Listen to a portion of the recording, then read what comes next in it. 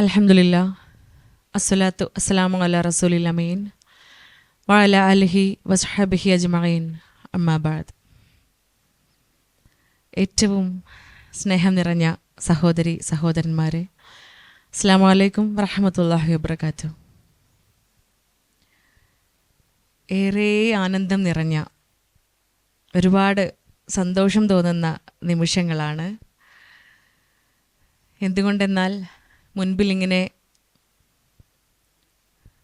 അണിനിരന്ന് കൂടെ നിൽക്കുന്നത് ഏറ്റവും പ്രിയപ്പെട്ട കുഞ്ഞനുജത്തിമാരാണ്. എപ്പോഴും സംവദിക്കാൻ ആഗ്രഹിക്കുന്ന, പല കാര്യങ്ങളും പങ്കുവയ്ക്കുവാനും കേൾക്കുവാനും ആഗ്രഹിക്കുന്ന കൊച്ചു അനിയത്തിമാരാണ്. അൽഹംദുലില്ലാ. നിങ്ങളൊക്കെ ഹാപ്പി അല്ലേ? പുറത്ത് നല്ല മഴയാണ് കേട്ടോ. വരുന്ന വഴിയിൽ മഴ ഉണ്ടായിരുന്നോ? ഞാൻ വരുന്ന വഴിയിൽ നല്ല മഴയായിരുന്നു. ഏകദേശം 75-80 അടുത്ത് കിലോമീറ്റേഴ്സ് യാത്ര ചെയ്തു. വരുന്ന വഴിയിലൊക്കെ പലയിടങ്ങളിലും ശക്തമായ മഴയാണ്. മഞ്ചേരിയൊക്കെ നല്ല മഴയുണ്ട്. നിങ്ങളും അതെ, ഈ മഴയുള്ള ദിവസത്ത് തണുപ്പത്ത് വെക്കേഷന് പൊതിച്ചു മൂടി കിടന്നുറങ്ങണ നേരമാണ് അല്ലേ? അവിടെ നിന്നൊക്കെ എഴുന്നേറ്റ് ഇങ്ങനെ ഒരുമിച്ച് കൂടിയിരിക്കാൻ വേണ്ടിയിട്ട്, കുറേ ആശങ്കകളൊക്കെ തീർക്കാൻ വേണ്ടിയിട്ട്, കുറേ കാര്യങ്ങളൊക്കെ പങ്കുവെക്കാൻ വേണ്ടിയിട്ട് ഇങ്ങനെ വന്നതാണ്. ഇൻഷാ അല്ലാ നമുക്കേറെ കാര്യങ്ങൾ സംസാരിക്കാനുണ്ട്. കുറച്ച് കാര്യങ്ങളൊക്കെ ഞാൻ പറയും. അതിലേറെ നിങ്ങൾക്കുള്ളിലാണ് ആശങ്കകൾ ഉണ്ടാവുക, കുറേ സംശയങ്ങൾ ഉണ്ടാവുക ഇല്ലേ? എസ്പെഷ്യലി നമ്മളിന്ന് സംസാരിക്കാൻ പോകുന്ന വിഷയത്തെക്കുറിച്ച് നിങ്ങൾക്ക് ഒരുപാടേറെ സംശയങ്ങളുണ്ടാവും. അപ്പോൾ നമ്മളിന്ന് ചർച്ച ചെയ്യാൻ പോകുന്നത് എന്താ? നമ്മളെ ടോപ്പിക്കിൻ്റെ പേരെന്താ? എന്താണ്? മവദ്ദ മാരിറ്റൽ കൗൺസിലിംഗ് പ്രോഗ്രാം അല്ലേ? അപ്പോൾ നമ്മളുടെ ടോപ്പിക്ക് മവദ്ദ എന്നാണ് നമ്മളുടെ ഈ ഒരു ഇന്നത്തെ ഈ ഒരു സെഷന് പേര് കൊടുത്തിരിക്കുന്നത്. എന്താണ് മവദ്ദത്ത് എന്ന് പറഞ്ഞാൽ? എന്താ? സ്നേഹം, പ്രണയം, പ്രേമം, ലവ്. പിന്നെ കഴിഞ്ഞോ? ഇത്രയൊക്കെ അറിയുള്ളൂ സിനോണിംസ്? കുറേ സിനോണിംസ് ഉണ്ട്. എന്തൊക്കെയാ? പിന്നെന്താ? മുഹബത്ത്, ഇഷ്ക്, കാതൽ, പ്യാർ, പ്യാർ, പിന്നെന്താ? പോന്നോട്ടെ. ഇതൊക്കെ ഞങ്ങളെ പണ്ടത്തെ ആൾക്കാരുടെ പേരാ. നിങ്ങൾ പുതിയ ജനറേഷനിലെ ആൾക്കാരുടെ പേരുകളൊന്നും പോന്നിട്ടില്ലേ? വരട്ടെ. 9ത്തെ 7ത്തെ പേരുകൾ എന്താ? ഷ് മാത്രം കേൾക്കുന്നുണ്ട്. ഷ് എന്ന് പറഞ്ഞാൽ നമുക്ക് കാര്യം പിടുത്തം കിട്ടുമോ? ഇല്ലേ? ഷ് എന്ന് മാത്രം പറഞ്ഞാൽ എന്താ? ക്രഷ്. ക്രഷ്. പിന്നെ ബെസ്റ്റ്. കഴിഞ്ഞാ? പിന്നെന്താ? പോരട്ടെ. അറിവില്ലാത്തതുകൊണ്ടല്ല നിങ്ങളോട് ചോദിക്കണേ.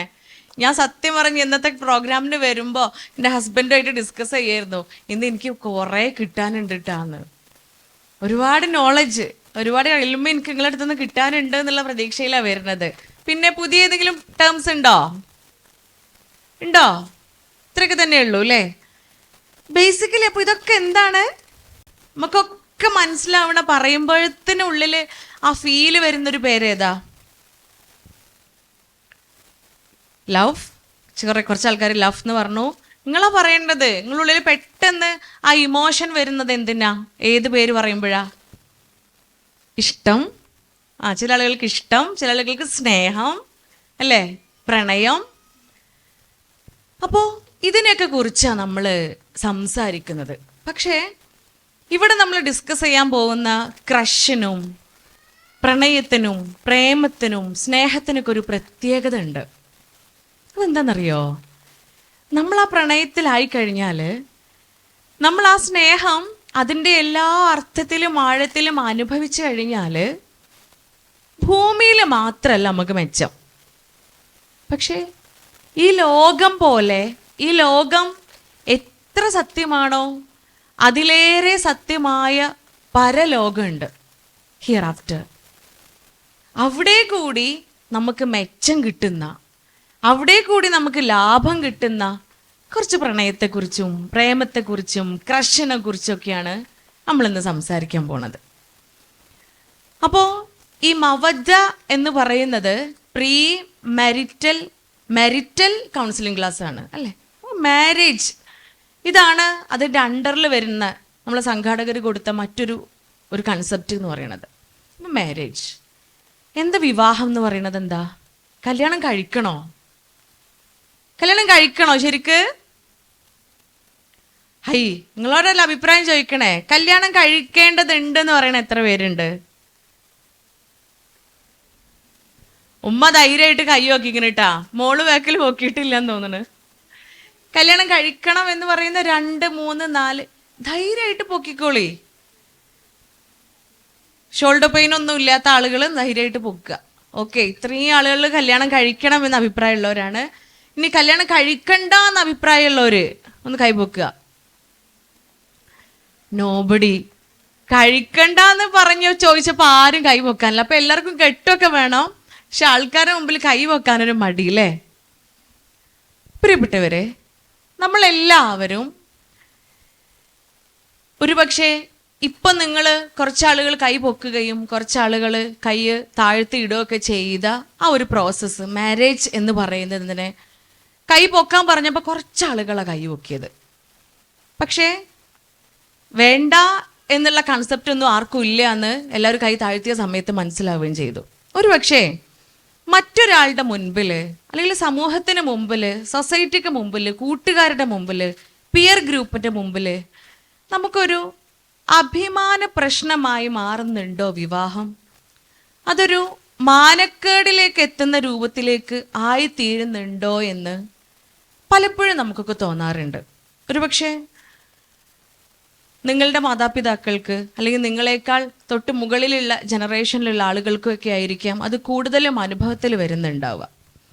അതുകൊണ്ട് തന്നെ ആ വിവാഹത്തെക്കുറിച്ചും ആ വിവാഹ ജീവിതത്തെക്കുറിച്ചും അതിൻ്റെ മധുരമുള്ള കുറേ അനുഭവങ്ങളെക്കുറിച്ചും, എന്നാൽ അതിൽ നിന്നും ചില ആളുകൾക്കൊക്കെ അനുഭവിക്കേണ്ടി വരുന്ന ദുഃഖങ്ങളെക്കുറിച്ചും കൈപ്പേറിയ അനുഭവങ്ങളെക്കുറിച്ചൊക്കെ കുറച്ച് നേരത്തെ ഡിസ്കഷനിലൂടെ നമ്മൾ പങ്കുവെക്കാൻ പോവാണ്. അതിൻ്റെയൊക്കെ മുമ്പേ, വിവാഹത്തിലേക്കൊക്കെ പോകുന്നതിൻ്റെ മുൻപേ മനുഷ്യൻ്റെ കുറച്ച് ഘട്ടങ്ങൾ, മനുഷ്യ ജീവിതത്തിൻ്റെ കുറച്ച് ഘട്ടങ്ങൾ നമുക്കൊന്ന് മനസ്സിലാക്കേണ്ടതുണ്ട്. നിങ്ങളിൽ കൂടുതൽ ആളുകളും ഇപ്പോൾ കടന്നുപോയിക്കൊണ്ടിരിക്കുന്ന ഒരു പീരീഡ് ഉണ്ട്. ആ പീരീഡിൻ്റെ പറയുന്ന പേരെന്താ? കൗമാരം, ദാറ്റ് ഇസ് അഡോളസൻസ് പീരീഡ് അല്ലേ. ഈ അഡോളസൻ പീരീഡിന് ഒരു പ്രത്യേകത ഉണ്ട്. എന്താ അഡോളസൻ പീരീഡ് എന്ന് പറഞ്ഞാൽ എന്താ? എപ്പോഴാണ് സ്റ്റാർട്ട് ചെയ്യുന്നത് അഡോളസൻ പീരീഡ്? എപ്പോഴാ? 13 എന്ന് പറയുന്ന ആളുകളുണ്ട്. 13 എന്ന് പറയുന്ന എത്ര പേരാ? പൊക്കട്ടെ, കൈ പൊക്കട്ടെ. ക്ലാസ്സിൽ മുഴുവൻ ചിലപ്പോൾ കൈ പൊക്കാനും താഴ്ത്താനൊക്കെ ഉണ്ടാവും. റെഡിയല്ലേ നിങ്ങൾ? വളരെ എനർജറ്റിക് ആയിട്ടുള്ള, വളരെ എൻജാൻറ്റിങ് ആയിട്ടുള്ള ഏജ് ഗ്രൂപ്പിലുള്ള ആളുകളാണ് നിങ്ങൾ. ഭയങ്കര എനർജിയാണ് നിങ്ങൾക്ക്. എത്ര പേർക്ക് 13 എന്ന് പറയുന്ന എത്ര പേരുണ്ട്? പിന്നെ അപ്പോൾ ബാക്കിയുള്ളവർക്കിടക്കുള്ള അഭിപ്രായം എന്താ? ഏത് സമയം മുതലാ കൗമാരം തുടങ്ങുന്നേ? അഡോളസൻ പീരീഡ് എപ്പോഴാണ് സ്റ്റാർട്ട് ചെയ്യുന്നേ? എപ്പോഴാ? 9, 10, 11, 12, 13 ആണെന്ന് തന്നെയാണ് എല്ലാവരും പറയുന്നത് അല്ലേ. ചെറിയൊരു വ്യത്യാസമുണ്ട്. 13 അല്ല, 13 മുതലല്ല അഡോളസൻ പീരീഡ് തുടങ്ങുന്നത്. ഇറ്റ് സ്റ്റാർട്ട്സ് ഫ്രം 10 ഇയേഴ്സ് മുതലാണ്, 10 വയസ്സ് മുതലാണ് അഡോളസൻ പീരീഡ് സ്റ്റാർട്ട് ചെയ്യുന്നത്. ടിൽ ഏത് വരെയാ?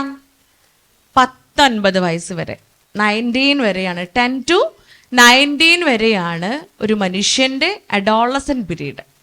ഈ അഡോളസൻ പീരീഡിൻ്റെ പ്രത്യേകത എന്താ? It's a transition period. World Health Organization പറയാണ്, it's a transition period from childhood to adulthood. ചൈൽഡ്ഹുഡിൽ നിന്നും അഡൽട്ട്ഹുഡിലേക്കുള്ള ഒരു ട്രാൻസിഷൻ പീരീഡാണ് എന്ന്.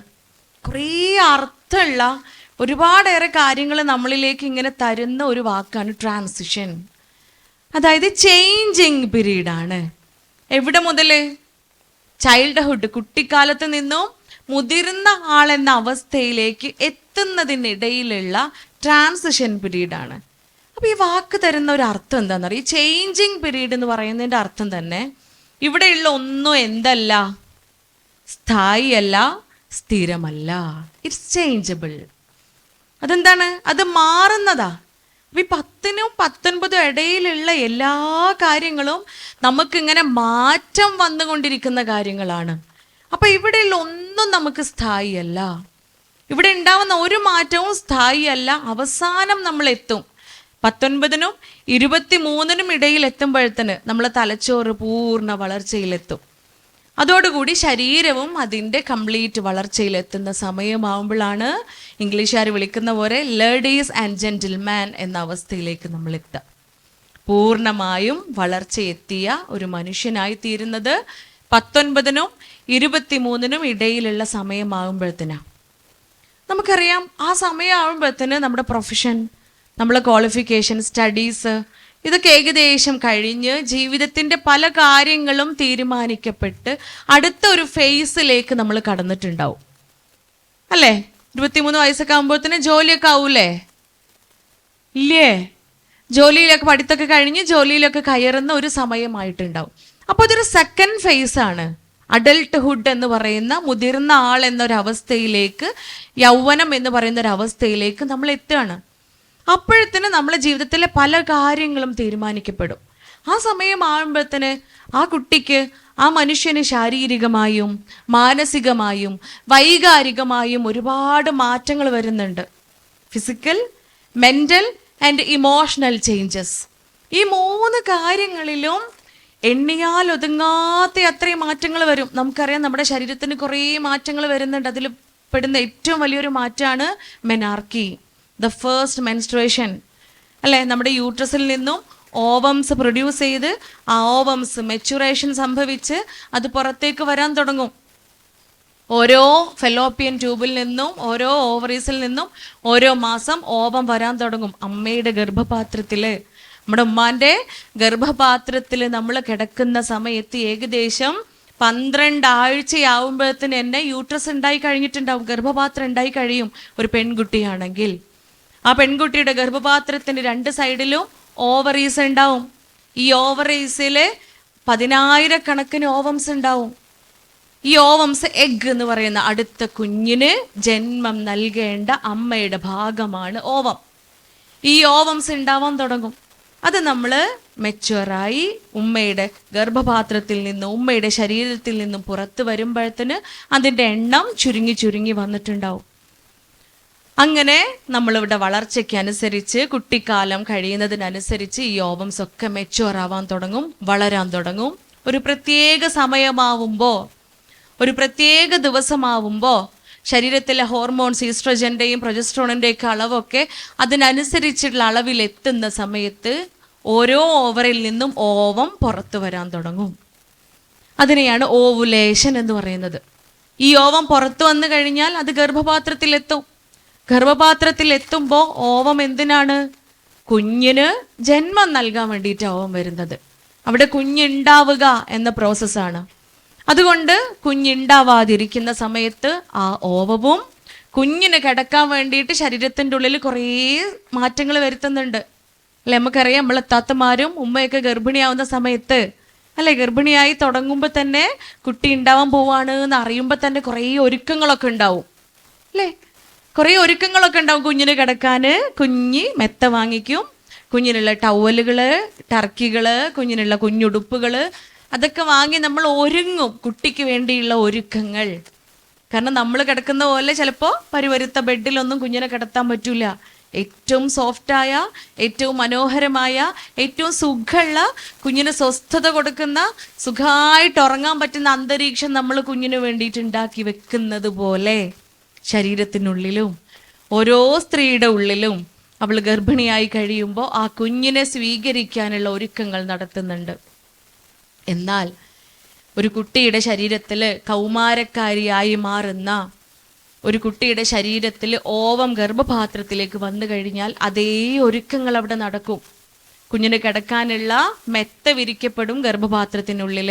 പക്ഷെ അത് ബ്ലഡ് കൊണ്ടായിരിക്കും, രക്തക്കുഴലുകൾ കൊണ്ടും എൻഡോമെട്രിയം കൊണ്ടും അതുപോലെയുള്ള ഗർഭപാത്രത്തിനുള്ളിലുള്ള കുറേ സബ്സ്റ്റൻസുകൾ കൊണ്ട് കുഞ്ഞിന് കിടക്കാനുള്ള വളരെ സോഫ്റ്റായ, വളരെ സുഖമായിട്ടുള്ള ഒരു മെത്ത വിരിക്കപ്പെടും. അതിലാണ് ഓവം ഉണ്ടാവുക. പക്ഷേ ഗർഭിണി അല്ലാതെ വരുന്ന സമയത്ത് ഈ ഓവം ആ ബ്ലഡോട് കൂടിയിട്ട് പുറത്തേക്ക് വരുന്ന പ്രോസസ്സിനെയാണ് നമ്മൾ മെനാർക്കി എന്ന് പറയുക. The first menstruation is called menarche. ആദ്യത്തെ മെൻസ്ട്രുവേഷനെ പറയുന്ന പേരാണ് മെനാർക്കി. അത് കഴിയുന്നതോട് കൂടിയിട്ട് ആ കുട്ടി അഡോളസൻ പീരീഡിലേക്ക് എത്തുകയാണ്, കൗമാരക്കാരിയാവുകയാണ്. ഒരു പക്ഷേ ഇറ്റ് ഡിപ്പെൻസ്, ആ ഏജിനനുസരിച്ച് അത് മാറും. പ്രായത്തിനനുസരിച്ച് ഒരുപക്ഷെ മെനാർക്കിയുടെ അയാൾ ജീവിക്കുന്ന സാഹചര്യങ്ങൾക്കും ഭക്ഷണങ്ങൾക്കും ശാരീരിക പ്രകൃതിക്കും പാരമ്പര്യത്തിനൊക്കെ അനുസരിച്ച് ഒരുപക്ഷെ ആ ദിവസം ടൈമൊക്കെ മാറിയേക്കാം. അതോടുകൂടി ഒരു പെൺകുട്ടി പ്രാപ്തയാവുകയാണ്, ഒരു കുഞ്ഞിന് ജന്മം നൽകാൻ ഗർഭപാത്രം പ്രാപ്തയാവുകയാണ്. പ്രിയപ്പെട്ടവരെ, ഈ സൈക്കിൾ ഇങ്ങനെ കണ്ടിന്യൂ ചെയ്തുകൊണ്ടിരിക്കും. ഓരോ മാസവും ഒരു പീരീഡ്സ് കഴിഞ്ഞാൽ, ഒരു മെൻസ്ട്രേഷൻ കഴിഞ്ഞാൽ ആദ്യത്തെ ദിവസം മുതൽ 28ാമത്തെ ദിവസം അടുത്ത സൈക്കിൾ വരും. ആ 28 ദിവസത്തെ സൈക്കിൾ ഓരോ മാസവും തുടർന്നു കൊണ്ടിരിക്കും. അത് ഒരു സ്ത്രീയെ, ആ സ്ത്രീയുടെ സ്ത്രീത്വത്തെ വ്യക്തമാക്കുന്ന ഒന്നാണ്. നമുക്കറിയാം, ആ സമയത്ത് ഒരുപാട് പ്രയാസങ്ങളും പ്രശ്നങ്ങളൊക്കെ ഉണ്ടാവൂലേ. ചില ആളുകൾക്ക് ഛർദി ഉണ്ടാവും, വയറുവേദന ഉണ്ടാവും, ഊരവേദന ഉണ്ടാവും, കാല് കഴിച്ചിലുണ്ടാവും, മൂഡ് സ്വിങ്സ് ഉണ്ടാകും, കാരണമൊന്നുമില്ലാതെ സങ്കടം വരിക, അല്ലേ? ഒരു കാരണവുമില്ലാതെ കരച്ചിൽ വരിക, ദേഷ്യം വരിക. ഇതൊക്കെ പ്രകൃതിയാണ്, നേച്ചുറലാണ്. കാരണം ആ സമയത്ത് ഒരുപാട് ഹോർമോണൽ ചേഞ്ചസ് നമ്മുടെ ശരീരത്തിൽ വരുന്നുണ്ട്. അതിൻ്റെ ഭാഗമായിട്ട് ഒരു സ്ത്രീ അനുഭവിക്കുന്ന ഏറെ പ്രയാസങ്ങൾ, അത് പ്രകൃതിയാണ്, അത് പടച്ചോൻ തരുന്നതാണ്. അവിടെയാണ് സാന്ത്വനമായി കൊണ്ട് ഹബീബ് കരീം സല്ലല്ലാഹു അലൈഹി വസല്ലമയുടെ അഷ്റഫുൽ ഹൽഖ് പ്രവാചകർ മുഹമ്മദ് മുസ്തഫ സല്ലല്ലാഹു അലൈഹി വസല്ലമയുടെ ഉത്തമമായ ഒരു മാതൃക പ്രിയപ്പെട്ട ഭാര്യ ബിവി ആയിഷ റളിയല്ലാഹു അൻഹയോടൊപ്പം ഹജ്ജ് നിർവഹിക്കാൻ വേണ്ടിയിട്ട് പോവാണ്. ആ സമയത്ത് ബീവിക്ക് പീരീഡ്സ് വരികയാണ്. സങ്കടപ്പെട്ടിട്ട് വിഷമിച്ചിട്ട് കരീം സല്ലല്ലാഹു അലൈഹി വസല്ലമയോട് പറയുന്നുണ്ട്, പ്രവാചകരോട് പറയാണ്, പ്രവാചകരെ, എനിക്ക് ആർത്തവം വന്നിട്ടുണ്ട്, എനിക്ക് പീരീഡ്സ് വന്നിട്ടുണ്ട്, ഞാനിനി എങ്ങനെയാണ് ആരാധനാ കർമ്മം ചെയ്യുക, ഞാനിനി എങ്ങനെയാണ് ഹജ്ജ് ചെയ്യുക? അവിടെ ചേർത്ത് പിടിച്ചിട്ട് അവളെ തോളോട് തോള് ചേർത്ത് പിടിച്ച് സമാധാനിപ്പിക്കുകയാണ്. പ്രിയപ്പെട്ടവളെ, പ്രിയപ്പെട്ട ആയിഷ, നീ സങ്കടപ്പെടേണ്ടതില്ല, നീ ദുഃഖിക്കേണ്ടതില്ല, നീ വിഷമിക്കേണ്ടതില്ല. ആദം സന്തതികളിലെ എല്ലാ പെണ്ണുങ്ങൾക്കും പടച്ചന്ത തമ്പുരാൻ നൽകിയ ഒരു പ്രകൃതിയാണിത്. അതിൽ നീ ദുഃഖിക്കരുത്, അതിൽ വിഷമമുണ്ടാവരുത്. നിനക്ക് എല്ലാ ആരാധന കർമ്മവും ചെയ്യാം, തൊവാഫ് ഒഴികെ. ഹജ്ജിലുള്ള ബാക്കി എല്ലാ കർമ്മങ്ങളും തൊവാഫ് ഒഴികെ ബാക്കിയെല്ലാം നീ നിർവഹിച്ചു കൊള്ളുക എന്ന് പറഞ്ഞ് ഉപദേശിക്കുകയാണ്, ചേർത്ത് പിടിക്കുകയാണ്. ഏറ്റവും ഉത്തമമായ മവദ്ദയുടെ ഏറ്റവും വലിയ ഒരു ഉദാഹരണം, ഒരു മാതൃക നമ്മളിലേക്ക് തരികയാണ് പ്രവാചകൻ കരീം സല്ലല്ലാഹു അലൈഹി വസല്ലം. പ്രിയപ്പെട്ടവരെ, അവിടെ മുതൽ നമുക്ക് മാതൃകയാണ് പരിശുദ്ധ ഇസ്ലാം.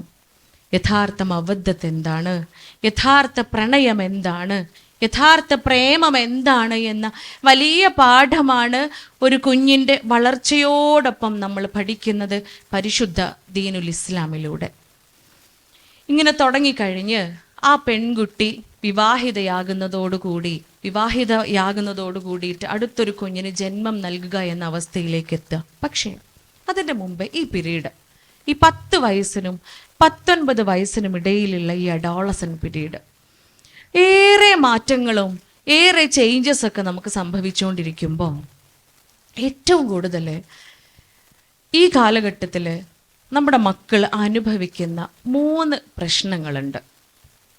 ആ പ്രശ്നങ്ങളിലേക്ക് എത്തുന്നതിൻ്റെ മുമ്പേ നമ്മുടെ തലച്ചോറിൻ്റെ ഉള്ളിൽ ഉണ്ടാവുന്ന ഒരു ചെറിയൊരു ഹോർമോണിനെ കുറിച്ച് നമുക്കൊന്ന് പഠിക്കാം. നിങ്ങളൊക്കെ കേട്ടിട്ടുണ്ടാവും ഒരുപക്ഷെ.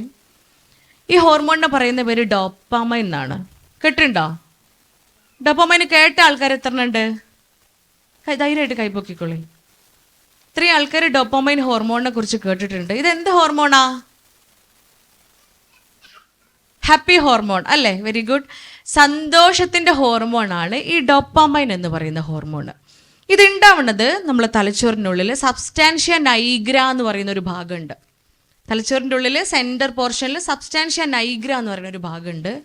ആ ഭാഗത്താണ് ഈ ഡോപ്പാമൈൻ എന്ന് പറയുന്ന ഹോർമോൺ ഉണ്ടാവുന്നത്. Happy hormone, satisfactory hormone, feel good hormone എന്നൊക്കെ അറിയപ്പെടുന്ന ഹോർമോണാണ്. നിങ്ങളൊക്കെ ഇവിടെ ഇല്ലേ? എല്ലാവരും ഉണ്ടല്ലോ അല്ലേ? അപ്പോൾ ഈ ഹോർമോണിന് കുറേയേറെ പ്രത്യേകതകളുണ്ട്. എന്താന്ന് വെച്ചാൽ നമ്മുടെ ശരീരത്തിലെ ഏത് പ്രോസസ്സ് നടക്കണമെന്നുണ്ടെങ്കിലും ഈ ഹോർമോൺ ഉണ്ടാവണം. ശരീരത്തിൽ എന്ത് പ്രോസസ്സ് നടക്കണമെങ്കിലും ഇൻറ്റേർണൽ ഓർഗൻസിന്, എക്സ്റ്റേണൽ ഓർഗൻസിന്, ഒരുപാട് അവയവങ്ങളുടെ സമ്മിശ്രമാണ് നമ്മുടെ ശരീരം.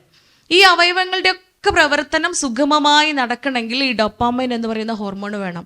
ഈവൻ ഞാനിപ്പോൾ ഇവിടെ മൈക്ക് പിടിച്ച് നിൽക്കുകയാണ് നിങ്ങളുടെ മുമ്പിൽ, എൻ്റെ നാവ് ചലിച്ചുകൊണ്ടിരിക്കുകയാണ്, എൻ്റെ കയ്യിലെയോ ഒക്കെ മസിൽസ് നിരന്തരം ചലിച്ചുകൊണ്ടിരിക്കുകയാണ്.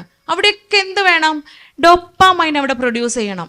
നിങ്ങളൊക്കെ സീറ്റിൽ ഇരിക്കുന്നുണ്ട്, ചിലരൊക്കെ ചൂടെടുത്ത് ഇങ്ങനെ വീശുന്നുണ്ട് അല്ലേ, ചിലരൊക്കെ മഫ്തയൊക്കെ ശരിയാക്കുന്നുണ്ട്, ചിലർ എഴുതുന്നുണ്ട്, ലിസൺ ചെയ്യുന്നുണ്ട്, നിങ്ങൾ കേൾക്കുകയാണ്.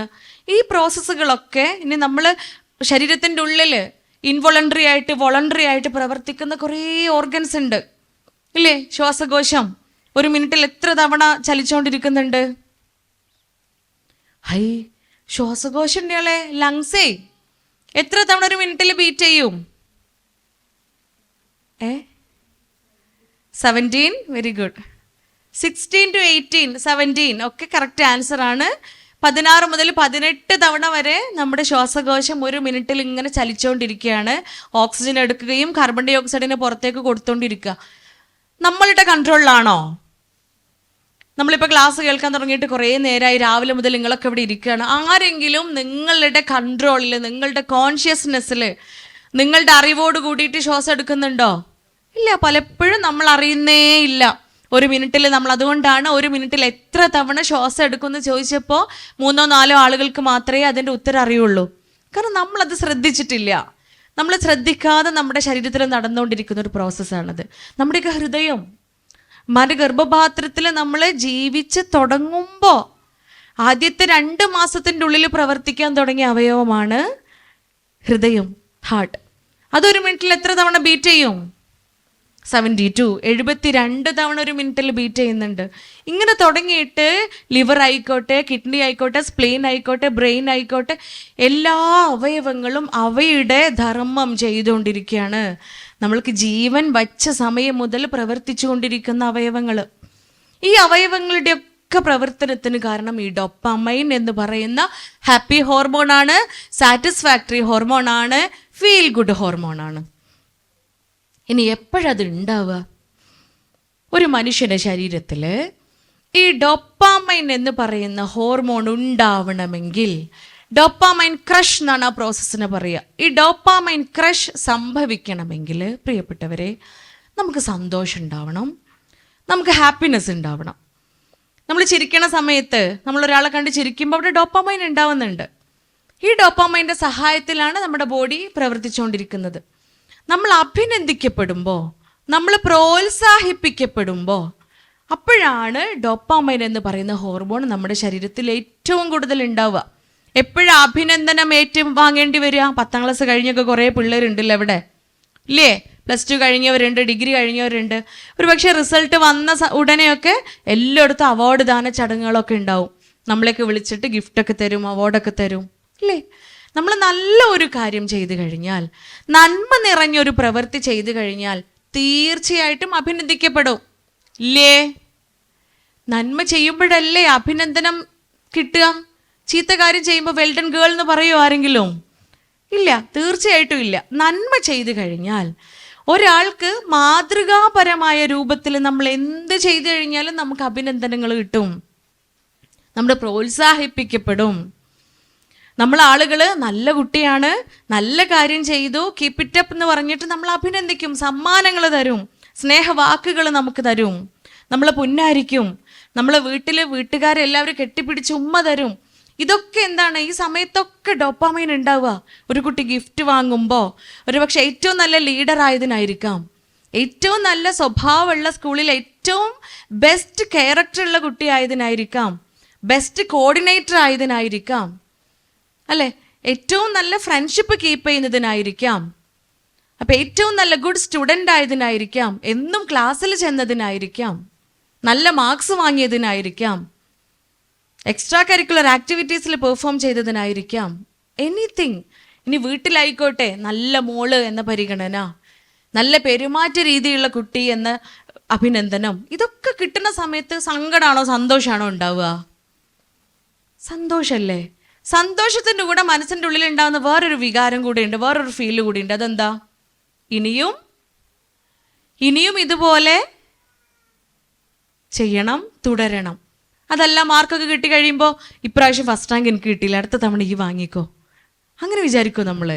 അല്ലെങ്കിൽ അടുത്ത തവണ എനിക്ക് ഇത്ര മാർക്ക് വേണ്ട, അടുത്ത തവണ ഞാൻ ബെസ്റ്റ് ലീഡർ ആവില്ല, അടുത്ത തവണ ഞാൻ ബെസ്റ്റ് കോർഡിനേറ്റർ ആവില്ല, അടുത്ത തവണ ബെസ്റ്റ് എന്ന പേര് എനിക്ക് കിട്ടണ്ട എന്ന് ബുദ്ധിയുള്ള മനുഷ്യന്മാരുടെ ചിന്തയിൽ വരിക എന്നത് പ്രയാസമുള്ളൊരു കാര്യമാണ്.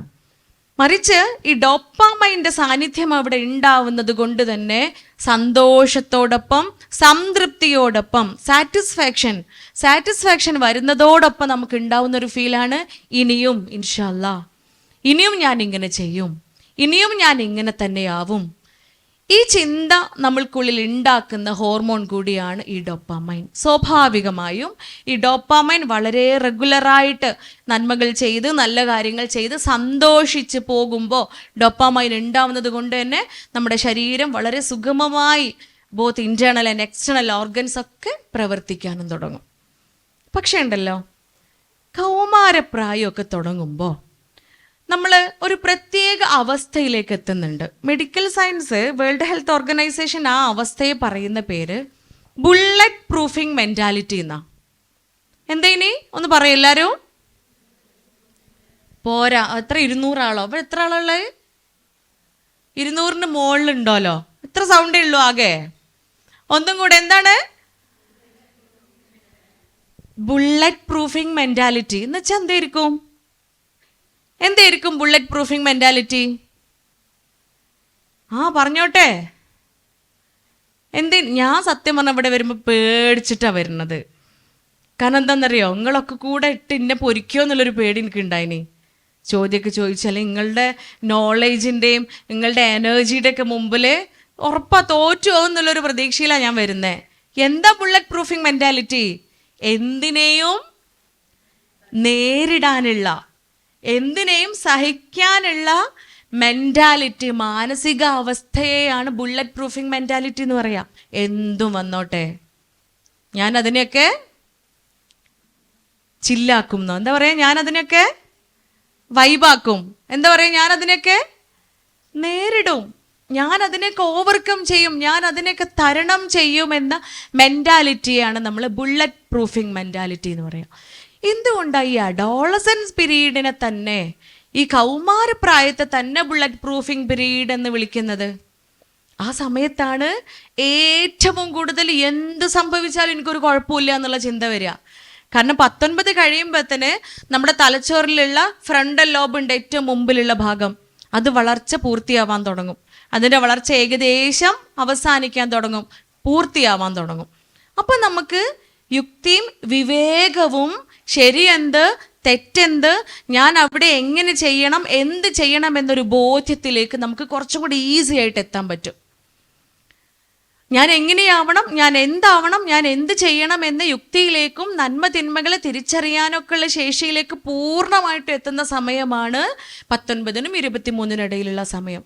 അതായത് ഫ്രണ്ടൽ ലോബിൻ്റെ വളർച്ച പൂർത്തിയാകുന്ന സമയം. നിങ്ങളൊക്കെ അവിടെ ഇല്ലേ? മനസ്സിലാവണില്ലേ ഞാൻ പറയുന്ന കാര്യങ്ങളൊക്കെ? ഇല്ലേ?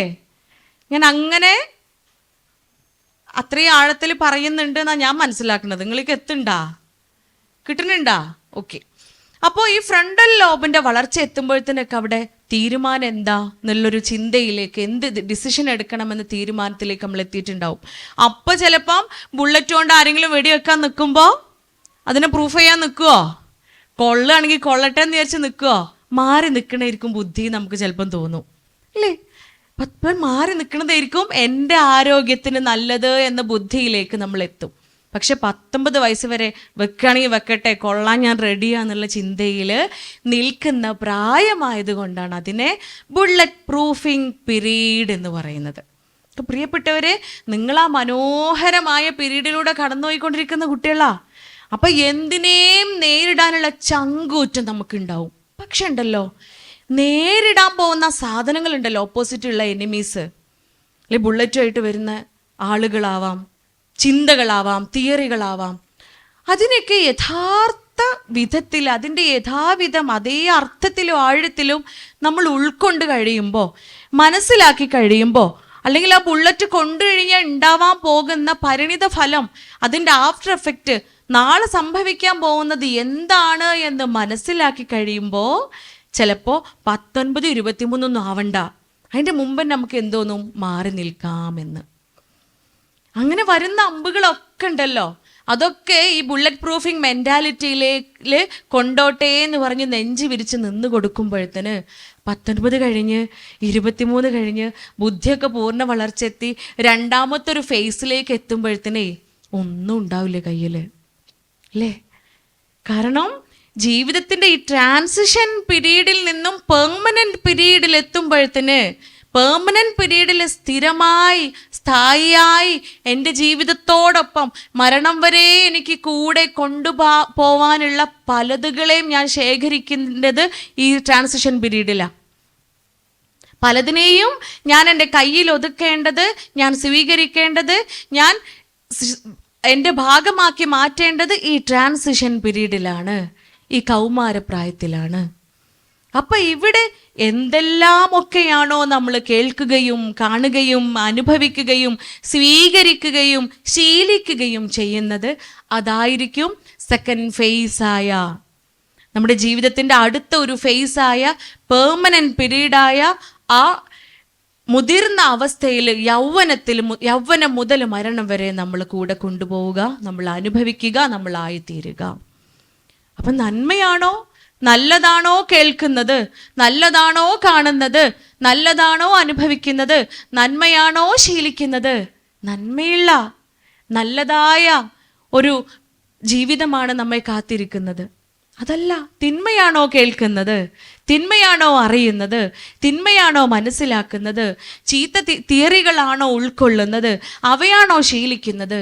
പ്രിയപ്പെട്ടവരെ, നമ്മുടെ ഈ ട്രാൻസിഷൻ പീരീഡ് കഴിഞ്ഞ് പെർമനൻറ്റ് പീരീഡിൽ എത്തുന്നതും ഈ തിന്മയോടൊപ്പമായിരിക്കും. പിന്നെ അവിടെ ഒരു ട്രാൻസിഷൻ നടക്കുന്നില്ല.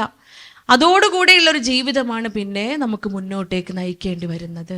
അതുകൊണ്ട് ഈ സമയം എത്ര മനോഹരമാക്കുന്നുവോ, ഈ സമയം എത്ര ഭംഗിയുള്ളതും എത്ര ഇഫക്റ്റീവുമാക്കുന്നതോ, എത്ര പ്രൊഡക്റ്റീവാക്കി മാറ്റുന്നുവോ അത്രയേറെ മനോഹരമായിരിക്കും വരാനുള്ള കാലം എന്ന വലിയ പാഠമാണ് നമ്മൾ ഉൾക്കൊള്ളേണ്ടത്. കാരണം വലുതായി കഴിയുമ്പോൾ, മുതിർന്ന് കഴിയുമ്പോൾ, ഇപ്പോൾ ഇവിടെ ഹൗസ് വൈഫ്മാർ കുറച്ച് പേരൊക്കെ ഉണ്ട്, കല്യാണം കഴിഞ്ഞ് ആളുകളൊക്കെ കുറച്ച് പേരൊക്കെ ഉണ്ട്. അവരോടൊക്കെ ചോദിക്കുമ്പോൾ നമ്മൾ ഏറ്റവും കൂടുതൽ നമ്മളെ ജീവിതത്തിൽ ഓർക്കാൻ ആഗ്രഹിക്കുന്ന, അല്ലെങ്കിൽ ആഗ്രഹിച്ചിട്ടില്ലെങ്കിലും മനസ്സിലേക്ക് ഓടി വരുന്ന കാലം ഏതാണ്? ഡെഫിനറ്റ്ലി ഇറ്റ്സ് ടീനേജ്, അല്ലേ? ഇവിടെയുള്ള വിവാഹിതരായ ആളുകളൊക്കെ ഒരേ സ്വരത്തിൽ പറഞ്ഞു ഇറ്റ്സ് ടീനേജ് ആണ്. കുട്ടിക്കാലം അല്ല. കുട്ടിക്കാലം നമുക്ക് ഓർമ്മ ഉണ്ടാവില്ല, പക്ഷെ ഉണ്ടല്ലോ, കൗമാരപ്രായത്തിലെ ചില മൊമെന്റ്സ് മറക്കാതെ നമ്മളുള്ളിലുണ്ടാവും. അതെന്തുകൊണ്ടാണെന്നറിയോ? നമ്മളെ കൂടെ പോരുകയാണത്, നമ്മളുടെ കൂടെ പോന്നോണ്ടിരിക്കുക, അവിടെ വരെ വരും അത്. അതുകൊണ്ടാണ് മായാതെ മറയാതെ നമ്മുടെ ഓർമ്മയെ ഇങ്ങനെ പിച്ചി ചീന്തിക്കൊണ്ടോ അല്ലെങ്കിൽ മനോഹരമാക്കിക്കൊണ്ടോ നമ്മളുടെ മനസ്സിലേക്ക് വരുന്നത്. അതുകൊണ്ട് മനോഹരമാക്കുക എന്ന് മാത്രമാണ് പ്രിയപ്പെട്ട കുഞ്ഞുങ്ങളോട് ഡോക്ടർക്ക് പറയാനുള്ളത്. അതിന് കുറേയേറെ കാരണങ്ങളുണ്ട്. കുഞ്ഞു മക്കളെ സ്വന്തം മക്കളായി കണ്ടുകൊണ്ട് പറയാണ് ഡോക്ടർ രാവിലെ മുതൽ വൈകുന്നേരം വരെ കഴിഞ്ഞ 7 വർഷങ്ങളായിക്കൊണ്ട് ഡോക്ടറുടെ ക്ലിനിക്കുകളിൽ അനുഭവിക്കുന്ന കുറേ കേസുകളുണ്ട്. നിങ്ങളുടെ പ്രായത്തിലുള്ള മക്കൾ, ഏറ്റവും കൂടുതൽ ഞാൻ അറ്റൻഡ് ചെയ്തത് നിങ്ങളുടെ പ്രായത്തിലുള്ള പെൺകുട്ടികളും ആൺകുട്ടികളും അനുഭവിക്കുന്ന പ്രയാസങ്ങളുടെയാണ്. ആ പ്രയാസങ്ങളുടെ പരിഹാരമാണ് ഒരുമിച്ചിരുന്ന് തീരുമാനിക്കാറുള്ളത്, പങ്കുവെക്കാറുള്ളത്. അവിടെയൊക്കെ ഈ പ്രായത്തിൻ്റെ ചാബല്യം കാരണം ഒരിക്കലും നിങ്ങളെ കുറ്റപ്പെടുത്തുകയല്ല, ഒരിക്കലും നിങ്ങളെ മോശമാക്കി കാണുകയല്ല, പറയുകയല്ല. നിങ്ങൾ കാണുകയും കേൾക്കുകയും അനുഭവിക്കുകയും ചെയ്യുന്നത് അങ്ങനത്തെ അനുഭവങ്ങളാണ്, അങ്ങനത്തെ കാര്യങ്ങളാണ്. അതുകൊണ്ട് അതിനൊക്കെ എന്താ, അല്ലേ? അതിനൊക്കെ ഇപ്പം എന്താ? അതൊക്കെയല്ലേ വൈബ്, അതൊക്കെയല്ലേ വൈബോസ്കി. എൻ്റെ മോന് പറയണ വാക്ക വൈബോസ്കി. അങ്ങനെ ഉണ്ടോ? വൈബോസ്കി ഉണ്ടോയാളെ? അത് ഞങ്ങളെ നിലമ്പൂർ മാത്രമേ ഉള്ളൂ. മോനെ, ഇത് പറഞ്ഞ സന്ദർഭം നിങ്ങളൊക്കെ ഇവിടെ ഉണ്ടല്ലോ അല്ലേ? ഇൻട്രസ്റ്റ് ഇല്ല? നിർത്തണോ?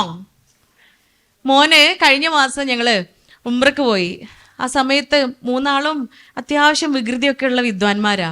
വലിയ മോന് 5th, രണ്ടാമത്തെ ആൾ 4th, ചെറുത് UKG. നിങ്ങൾക്ക് അറിയാമല്ലോ, 3 ആൺകുട്ടികളാണ്, പിന്നെ പറയണ്ടല്ലോ ബാക്കി. അപ്പോൾ ഓരോക്കെ ഒന്ന് പറഞ്ഞ് പരുവപ്പെടുത്തണം. നമുക്ക് ഓരോ നേരം ഹറമിൽ പോകണം, ഹറമിൽ തന്നെ സമയം ചെലവഴിക്കണം, അതിന് അവരുടെ സഹകരണം കൂടെ എനിക്ക് വേണമല്ലോ, ഞാൻ ഉമ്മയല്ലേ. അപ്പോൾ ഇവരെ 3 വിളിച്ചിങ്ങനെ മോട്ടിവേറ്റ് ചെയ്ത് കൊടുക്കുകയാണ്. എല്ലാ നേരം നമുക്ക് പള്ളിയിൽ പോകണം, അപ്പം ഉമ്മാൻ്റെ കുട്ടികൾ ഉമ്മാനെ സപ്പോർട്ട് ചെയ്യണം എന്നൊക്കെ പറഞ്ഞിങ്ങനെ വരുന്നതിൻ്റെ ഇടക്ക് അതിലൊരുത്തൻ കുറച്ചൊരു വിരുദ്ധ കൂടുതലുള്ള ഒരാൾ ഓൻ പറയാ, ഉമ്മച്ചി ഒരു പേടിയും പേടിക്കണ്ട, നമുക്ക് വൈബോസ്കി ആക്കാന്ന്. നമുക്ക് വൈബോസ്കി ആക്കാം. എന്തപ്പോ ഈ വൈബോസ്കി? ഓൻ്റെ ഭാഷയിൽ എന്താ വൈബോസ്കി? അമ്മക്ക് അടിപൊളിയാക്കാം, അമ്മ ബേജാറാവണ്ട, ഉമ്മാൻ്റെ കൂടെ തന്നെ ഉണ്ട് എന്നുള്ളതാ. ചുരുക്കി പറഞ്ഞാല് ഉമ്മമാർക്ക് ഈ വൈബോസ്കിയും ഈ ക്രഷും അതുപോലെ ഈ ചങ്കും ഈ കരളും ഈ ബെസ്റ്റിയും ഒന്നും ചിലപ്പം പിടുത്തം കിട്ടിക്കൊള്ളുന്നില്ല. പിടുത്തം കിട്ടുമോ? മോന് വൈബോസ്കി പറഞ്ഞപ്പോൾ ഞാൻ സത്യം പറയാൻ ഞെട്ടിയിട്ടുണ്ട്. പഠിച്ച തമ്പുരാൻ, ഇത് ഏതൊരു വൈബോസ്കി? വൈബ് കേട്ടിട്ടുണ്ട്, പുതിയൊരു ഓസ്കിയും കൂടെ അതിൻ്റെ കൂടെ കൂട്ടിയത്. ഇത് എന്തിത്താന്നുള്ളൊരു സാധനം റെഫർ ചെയ്തൊക്കെ നോക്കി ഞാൻ, ഇനി വേറെ ഹിഡൻ ആയിട്ട് അതിൻ്റെ ഉള്ളിൽ എന്തെങ്കിലും മീനിങ് ഉണ്ടോയെന്ന്. അങ്ങനെയാ നമ്മുടെ ജനറേഷൻ്റെ ഡിഫറൻസ് ആണത്. നിങ്ങൾ ആൽഫ ജനറേഷനിലുള്ള ആളുകളായിരിക്കാം ഒരുപക്ഷെ ഇവിടെ, അതുപോലെ ആൽഫ ജനറേഷൻ്റെ തൊട്ട് മുമ്പുള്ള ജെൻ സിയിലുള്ള കുട്ടികളൊക്കെയാണ് ഇവിടെ ഉള്ളത്. അതിൻ്റെ അപ്പുറത്ത് മില്ലേനിയം ജനറേഷനൊന്നും ഇവിടെ ഉണ്ടാവില്ല സ്വാഭാവികമായിട്ടും. മില്ലേനിയം ജനറേഷനും അതിൻ്റെ മുമ്പുള്ള ജനറേഷനൊക്കെയാണ് ഞാനും നിങ്ങളുടെ ഉമ്മയും വാപ്പയൊക്കെ. ഞങ്ങളെക്കാളും 300 cubic centimeters of brain capacity നിങ്ങൾക്ക് കൂടുതലാ. നിങ്ങൾ ചില്ലറക്കാരാ നിങ്ങളെ ബുദ്ധി? നിങ്ങൾ ആരാന്ന് നിങ്ങളെ വിചാരം? നിങ്ങൾ വിചാരിച്ചാൽ എന്തൊക്കെ നടക്കുമെന്നറിയോ? ഈ ഭൂമിയിൽ പല അത്ഭുതങ്ങളും സംഭവിപ്പിക്കാൻ പറ്റും നിങ്ങളെ കൊണ്ട്.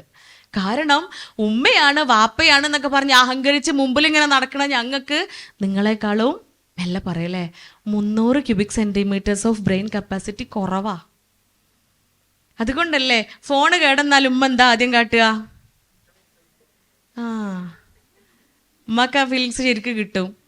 അതുവരെ തൊട്ട് പോകരുതിൻ്റെ ഫോൺ എന്ന് പറഞ്ഞാൽ കുട്ടാപ്പിനെ തന്നെ വിളിക്കും, ഞാൻ അതൊന്ന് ശരിയാക്കി തന്നാ, അതിനോ വരണം അല്ലെങ്കിൽ ഓള് വരണം. ഒരൊറ്റ ടച്ച് മതി നമുക്കത് ഏറ്റവും മനോഹരമായ ടെക്നോളജിയിലേക്ക് എത്തിക്കുവാൻ. കാരണം നിങ്ങൾ ഡിജിറ്റൽ യുഗത്തിൽ ജനിച്ച് വളർന്ന മക്കളാ. ഡിജിറ്റൽ യുഗത്തിലാണ്, ഡിജിറ്റലി ലിറ്ററേറ്റഡ് ആണ് നിങ്ങൾ.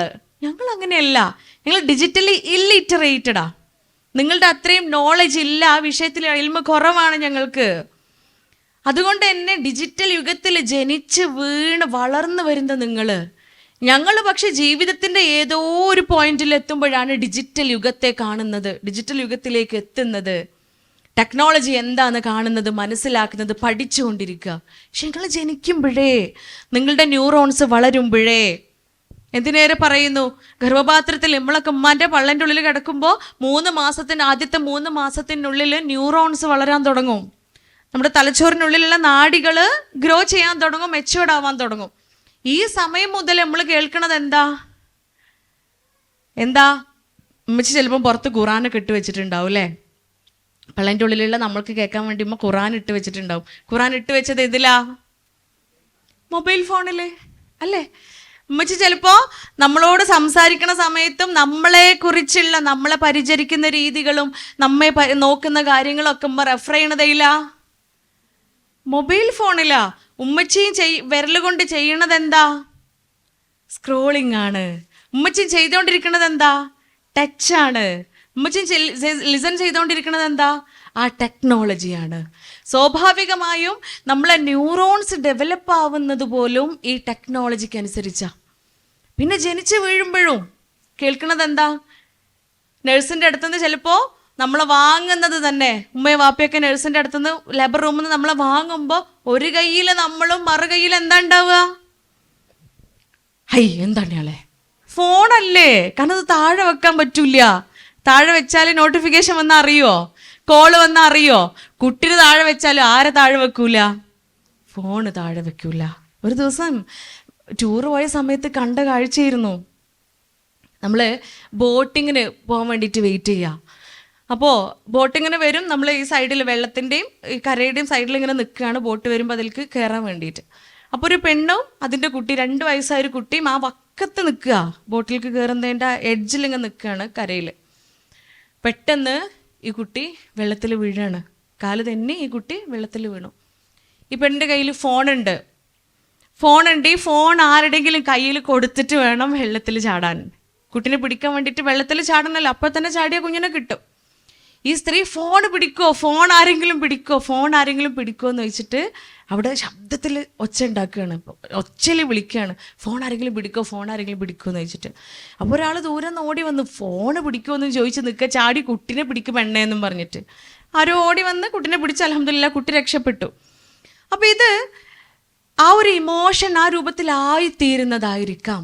അത്രയേറെ പറഞ്ഞത് ഈ ടെക്നോളജിക് ഇറയുടെ ഗൗരവം മനസ്സിലാക്കാൻ വേണ്ടിയിട്ടാണ്. അത്രയേറെ ഡിജിറ്റൽ യുഗത്തിലാണ് നിങ്ങളൊക്കെ ജീവിക്കുന്നത്. അതുകൊണ്ട് തന്നെ പ്രിയപ്പെട്ട മക്കളെ, ഈ സമയം ഏറ്റവും മനോഹരമാക്കുക എന്നത് നമ്മുടെ ബാധ്യതയാണ്. ഇനി ഈ ഡോപ്പാമൈനിൽ നിന്നാണ് നമ്മൾ വരുന്നത്. ഈ ഡോപ്പാമൈൻ എപ്പോഴാണോ നല്ലത് ചെയ്യുന്നത്, എപ്പോഴാണോ നന്മ ചെയ്യുന്നത്, എപ്പോഴാണോ നമ്മൾ അപ്രീഷിയേറ്റ് ചെയ്യപ്പെടുന്നത്, ആ സമയത്ത് ഉണ്ടാവുന്നതാണ് എങ്കിൽ ഈ അപ്രീസിയേഷൻ ഒന്നുമില്ലാതെ, എല്ലാവരും ഇവിടെ അല്ലേ? അപ്രീസിയേഷൻ ഒന്നും കിട്ടണ്ട. നല്ല കുട്ടി എന്നാരും പറയണ്ട, നല്ല മോള്, നല്ല മോൻ എന്ന അഭിനന്ദനം ആരുടെ ഭാഗത്തുനിന്നും നമുക്ക് കിട്ടണ്ട. വീട്ടുകാരെ സ്നേഹിക്കണ്ട, ഉമ്മാനെ ഉപ്പാനെ എത്രയും ധിക്കരിക്കാം, എത്രയും അനുസരണക്കേട് കാണിക്കാം. സ്കൂളിൽ നല്ല കുട്ടിയാവണ്ട, റൊട്ടീനിയസ് ആയിട്ടുള്ള കുട്ടിയാവണ്ട, ബെസ്റ്റ് ലീഡർ ആവണ്ട, നല്ല സ്റ്റുഡൻ്റ് ആവണ്ട, ഹോംവർക്ക് ഒന്നും പങ്ക്ച്വലായിട്ട് ചെയ്യുകയേ വേണ്ട. ഇതൊന്നുമില്ലാതെയും നന്മ പറയിപ്പിക്കാതെയും നല്ലത് എന്ന് അഭിനന്ദനം ഏറ്റുവാങ്ങേണ്ടി വരാതെയും നമ്മുടെ ശരീരത്തിൽ ഡോപ്പാമൈൻ ഉണ്ടാവും. നമ്മൾ സന്തോഷാവും, നമുക്ക് സന്തോഷം ഉണ്ടാവും, നമുക്ക് സാറ്റിസ്ഫാക്ഷൻ ഉണ്ടാവും, സംതൃപ്തി എന്ന് പറയുന്ന അവസ്ഥയിൽ നമ്മൾ എത്തും. 3 കാര്യങ്ങളിലൂടെ. വളരെ ശ്രദ്ധയോടെ എൻ്റെ മക്കൾ കൂടെ തന്നെ നിൽക്കുക. കാരണം ക്ലിനിക്കിൽ ഏറ്റവും കൂടുതൽ അനുഭവിക്കുന്ന കേസുകൾ നിങ്ങളെക്കുറിച്ചാണ്. നിങ്ങളെ പ്രായത്തിലുള്ള മക്കള് ചെന്ന് ചാടിയ ഓരോ പ്രയാസങ്ങളിൽ നിന്നും, ചെന്ന് ചാടിയ ഓരോ ചതിക്കുഴികളിൽ നിന്നും അവരെ രക്ഷപ്പെടുത്താൻ വേണ്ടിയിട്ട് മാതാപിതാക്കൾ അനുഭവിക്കുന്ന പ്രയാസത്തെക്കുറിച്ചാണ്. ഒരു പക്ഷേ ഉമ്മ ഉപ്പ എന്ന് പറഞ്ഞാൽ പേര് ഉമ്മ ഉപ്പ അത്രയേ ഉള്ളൂ. പക്ഷെ ഉണ്ടല്ലോ, നിങ്ങൾ സന്തോഷിക്കുമ്പോൾ നിങ്ങളെക്കാളേറെ സന്തോഷിക്കുന്ന 2 പേരാ മാതാപിതാക്കൾ. നിങ്ങൾ സങ്കടപ്പെടുമ്പോൾ നിങ്ങളെക്കാളേറെ സങ്കടപ്പെടുന്നവർ കൂടിയാണ് ഉമ്മയും ഉപ്പയും. ഭൂമിയിൽ ഒരു മനുഷ്യനും ഇല്ല ഇത്രയേറെ നിങ്ങൾക്ക് നന്മ വരണമെന്ന് ആഗ്രഹിക്കുന്ന ഒരു മനുഷ്യനുമില്ല. ബെസ്റ്റ് ഉണ്ടാവും, ചങ്കുണ്ടാവും, കരളുണ്ടാവും. പ്രിയപ്പെട്ടവരെ, അവളൊന്നും ഇല്ല കേട്ടോ. ഉമ്മയോളം ഉപ്പയോളം നിങ്ങൾക്ക് നന്മ വരണമെന്ന് ആഗ്രഹിക്കുന്ന ഒരു ചങ്കും കരളും ബെസ്റ്റ് ഈ ഭൂമിയിലില്ല. കാരണം ഉമ്മയുടേതാണ്, ഉപ്പയുടേതാണ് നിങ്ങൾക്ക് നന്മയാണോ തിന്മയാണോ അതേ അർത്ഥത്തിലും ആഴത്തിലും നിങ്ങളെക്കാളേറെ ദുഃഖിക്കുന്നവരും സന്തോഷിക്കുന്നവരുമാണ് ഉമ്മയും ഉപ്പയും. അതുകൊണ്ടല്ലേ കാലിനടിയിൽ സ്വർഗം സംവിധാനിച്ച് വെച്ചത് അല്ലേ? മരുഭൂമി മുഴുവൻ തലയിലേറ്റ് നടക്കുകയാണ് ഉമ്മയെ. എന്നിട്ട് പ്രവാചകരുടെ അടുത്ത് പോയിട്ട് ചോദിക്കുകയാണ്, എൻ്റെ ഉമ്മ എനിക്ക് വേണ്ടി സഹിച്ച ത്യാഗത്തിൻ്റെ ഒരു അംശമെങ്കിലും ആവോ പ്രവാചകരെ? ഞാൻ എൻ്റെ ഉമ്മയെ ഇത്ര ദൂരം മരുഭൂമിയിലൂടെ തലയിലേറ്റ് നടന്നു, എൻ്റെ ഉമ്മയോടുള്ള ബാധ്യത പൂർത്തിയാവുമോന്ന് പ്രവാചകർ കൊടുത്ത മറുപടി ഉണ്ട് സല്ലല്ലാഹു അലൈഹി വസല്ലം. എന്താ നൽകിയ മറുപടി? നിന്റെ ഉമ്മ നിന്നെ പ്രസവിക്കാൻ അനുഭവിച്ച വേദനയുടെ ഒരു അംശം പോലും ആയിട്ടില്ല എന്ന്. നിനക്ക് ഈ ഭൂമിയിൽ ജന്മം നൽകാൻ വേണ്ടിയിട്ട് നിന്റെ ഉമ്മ അനുഭവിച്ച വേദനയുണ്ട്, അതിൻ്റെ ഒരു അംശം പോലും ആയിട്ടില്ല എന്ന് പറയുമ്പോൾ അത്രയേറെ പ്രയാസങ്ങൾക്ക് മേൽ പ്രയാസം അനുഭവിച്ച് ജന്മം നൽകിയതാണ് പ്രിയപ്പെട്ടവരെ ഉമ്മ. പ്രിയപ്പെട്ട ഉമ്മ, ആ ഉമ്മയോളം ഒരുപക്ഷെ രാവിലെ മുതൽ വൈകുന്നേരം വരെ ഉപദേശങ്ങളുടെ ഭാണ്ഡക്കെട്ടായിരിക്കും ഇറക്കി വെക്കുക അല്ലേ? അങ്ങനെ അല്ലാത്തൊരു ഉമ്മാനെ ചിലപ്പോൾ നമ്മൾ 10 ആളെടുത്താൽ അരയൊക്കെ ഉണ്ടാവുള്ളൂ, 1 ഫുള്ള് ഉണ്ടാവില്ല. ഈ 9 ഉമ്മമാരും എങ്ങനെയാ? രാവിലെ മുതൽ അങ്ങനെയാക്കല്ലേ ഇങ്ങനെയാക്കല്ലേ, അത് ചെയ്യ് ഇത് ചെയ്യ്. ഇതെന്തുകൊണ്ടാ? ഉള്ളിൽ വെറുപ്പാണോ? എൻ്റെ കുട്ടി അങ്ങോട്ട് ചീത്തയായി പോവട്ടെ, എൻ്റെ കുട്ടി അങ്ങോട്ട് നശിച്ച് പോവട്ടെ എന്നാണോ ഉള്ളിലുള്ളത്? അല്ല പ്രിയപ്പെട്ട മക്കളെ, ഏറ്റവും നല്ലവളാവണം, ഏറ്റവും നല്ലവനാകണമെന്ന ഉദ്ദേശമാണ്, ആഗ്രഹമാണ്, സ്നേഹമാണ് പ്രിയപ്പെട്ട ഉമ്മയുടെ ഉള്ളിലുള്ളത്. നമുക്ക് ചിലപ്പോൾ ദേഷ്യം വരും. കഴിഞ്ഞ ദിവസം എൻ്റെ ക്ലിനിക്കിലുണ്ടായ അനുഭവമാണ്. സങ്കടപ്പെട്ടു പോയി ഞാൻ. ആ ദിവസം മുഴുവൻ കരഞ്ഞിരുന്നു. മോള് 6ാം ക്ലാസ് മുതൽ അവൾ പലതരത്തിലുള്ള പ്രേമബന്ധങ്ങളിൽ ഇങ്ങനെ പെട്ടുപോവാണ്. കണക്കില്ലാത്ത അത്രയും ഉമ്മ വീട്ടിൽ നിന്ന് ചാറ്റിങ് പിടിച്ചു കുട്ടീൻ്റെ. ഫോൺ പഠിക്കാൻ വേണ്ടി കൊടുക്കുമല്ലോ അല്ലേ, ഈ PDF കാര്യങ്ങളൊക്കെ ഫോണിലാണ് വരിക. സ്വാഭാവികമായും PDF നോക്കി നോട്ട്സ് എഴുതി കഴിഞ്ഞാൽ പിന്നെ ചാറ്റിങ്ങിലേക്കാണ് പോണത്. ഈ ഉമ്മ ഇതിങ്ങനെ കണ്ട് കണ്ട് മടുത്ത് ഉമ്മ വീട്ടിലുള്ള ഉമ്മയുടെ ആങ്ങളയോടും ഉപ്പയോടും ഈ കാര്യം പറഞ്ഞു. അപ്പോഴത്തേനും അവള് 9ാം ക്ലാസ്സിൽ എത്തിയിട്ടുണ്ട്. 3 വർഷം ഉമ്മ ക്ഷമിച്ചു. ഉമ്മ തന്നെ ഉപദേശിച്ചു, ഗുണദോഷിച്ചു, സ്നേഹിച്ചു, പുന്നാരിച്ചു, നല്ല രീതിയിൽ പറഞ്ഞു കൊടുത്തു. നിന്റെ ജീവിതം നശിപ്പിക്കും, ഹറാമാണ്, തെറ്റാണ്, ഭൗതിക ലോകവും പരലോകവും ഇല്ലാത്ത അവസ്ഥയിലേക്ക് എത്തും. പക്ഷെ മോള് പരിഗണിക്കുന്നില്ല, ഉമ്മയെ അനുസരിക്കുന്നുണ്ടായിരുന്നില്ല. വീണ്ടും വീണ്ടും സഹികെട്ട സമയത്താണ് അമ്മാവൻ്റെ അടുത്തും ഉപ്പയുടെ അടുത്തും കാര്യം അവതരിപ്പിക്കുന്നത്. അവർ രണ്ടുപേരും വന്ന് വീണ്ടും അവളെ ഉപദേശിക്കുകയാണ്. താൽക്കാലികമായി മൊബൈൽ ഫോൺ അവളുടെ കയ്യിൽ നിന്ന് വാങ്ങി വെക്കുകയും ചെയ്തു. അടുത്ത ദിവസം ഉച്ചയ്ക്ക് ഉമ്മ ഭക്ഷണമൊക്കെ ഉണ്ടാക്കി വെച്ച്, കുറച്ച് ചെടികളൊക്കെ ഉണ്ടായിരുന്നു വീട്ടിൽ, അതൊക്കെ ഒന്ന് വൃത്തിയാക്കാൻ വേണ്ടി ഉമ്മ പുറത്തേക്ക് ഇറങ്ങി. മോളെടുത്ത് പറഞ്ഞു, മോളെ ബാങ്ക് കൊടുത്ത് നിസ്കരിച്ച് ഉപ്പൊപ്പം വരും, നീ ഫുഡൊക്കെ വിളമ്പി വെക്ക്, ഫുഡൊക്കെ തീന്മേശയിൽ റെഡിയാക്കി വെക്ക് എന്ന് പറയാം. ഫുഡൊക്കെ വിളമ്പി വെച്ചു, റെഡിയാക്കി, എല്ലാം സാധാരണയിൽ കവിഞ്ഞ് സാധാരണയിൽ നിന്നും മറിച്ച് അവൾ അന്ന് എല്ലാവരുടെ പ്ലേറ്റിലും ചോറിട്ട് വെച്ചിട്ടുണ്ട്. ഉമ്മ കഴിക്കുന്ന പാത്രത്തിൽ കറി ഒഴിച്ച് വെച്ചിട്ടുണ്ട്.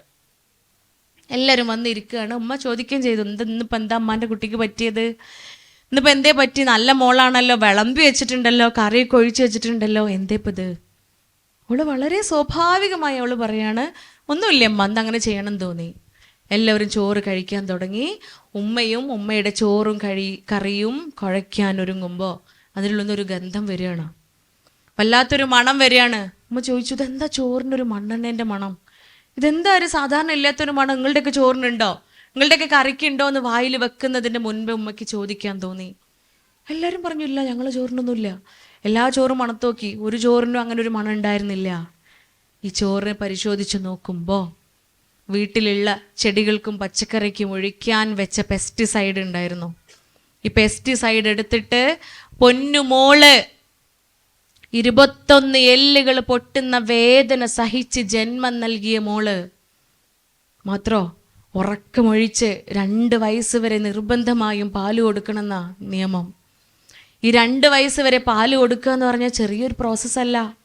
പ്രസവം എന്ന് പറയുന്ന അത്ര കഠിനമായ വേദന സഹിച്ച് ജന്മം നൽകി ആ വേദന ഒന്ന് കുറയുന്നതിൻ്റെ മുമ്പേ നഴ്സ് വന്ന് പറയും, 2 മണിക്കൂർ കൂടുമ്പോൾ കുഞ്ഞിന് പാല് കൊടുക്കണം കേട്ടോ എന്ന്.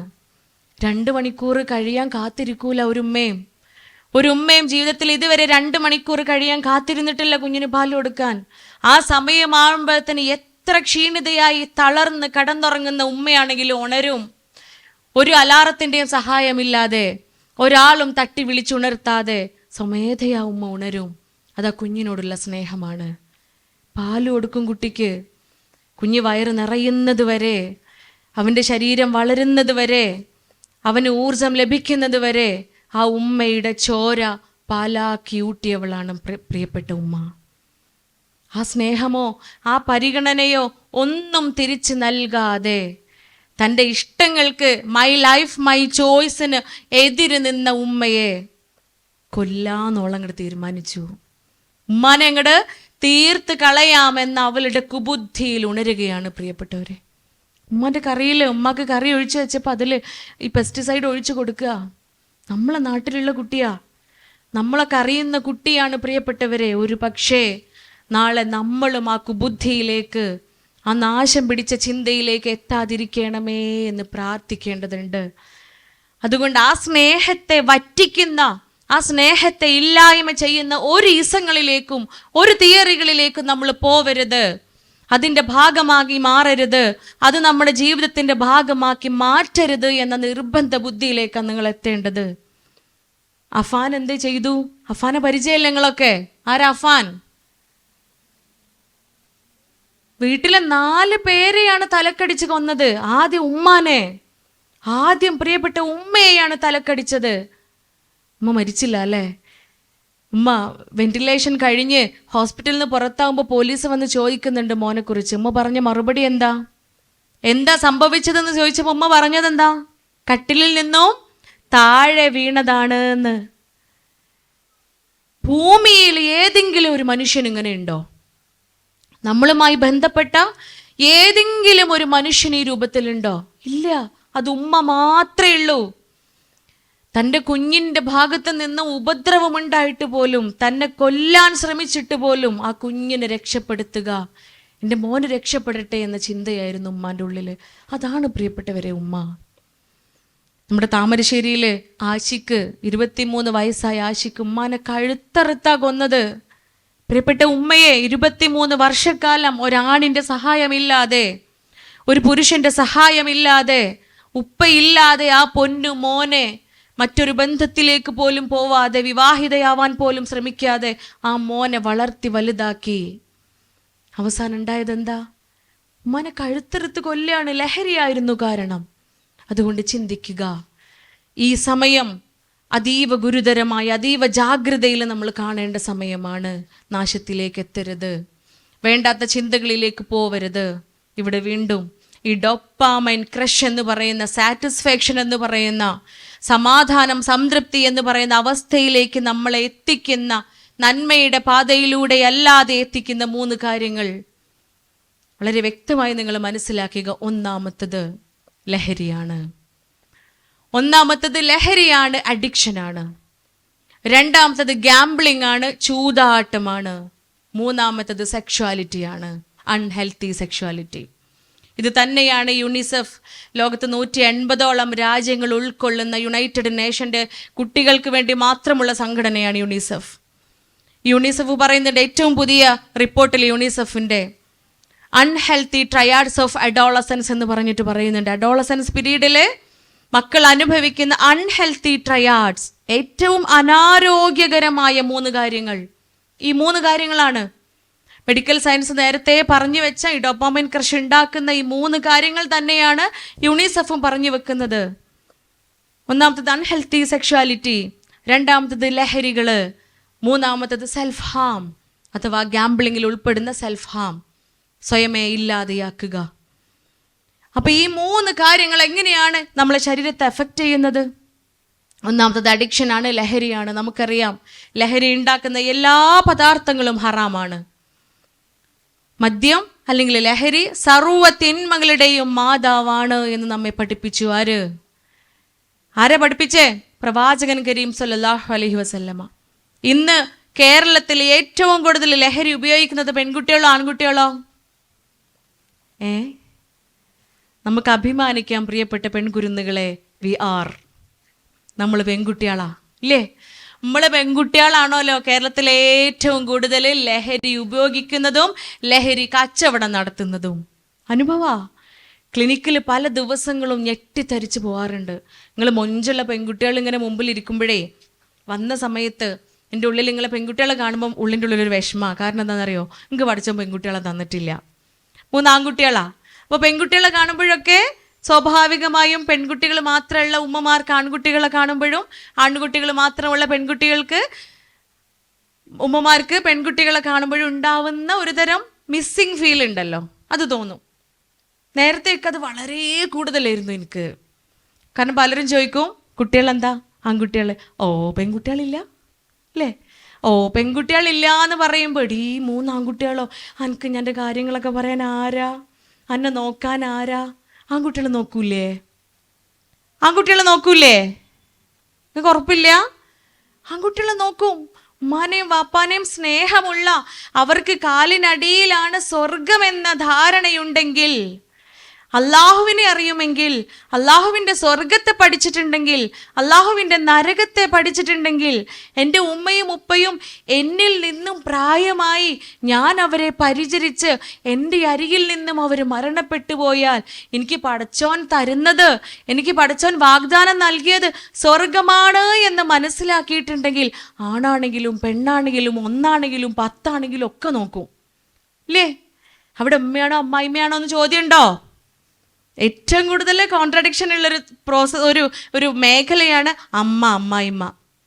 പ്രിയപ്പെട്ടവരെ, ഉമ്മയാണെങ്കിലും ഉമ്മയാണെങ്കിലും അവിടെ പരിചരിക്കേണ്ടതും സ്നേഹിക്കേണ്ടതും നമ്മുടെ ബാധ്യതയാണ് എന്ന ബോധ്യം അത് സ്വർഗത്തെക്കുറിച്ച് മനസ്സിലാക്കുമ്പോഴേ വരികയുള്ളൂ.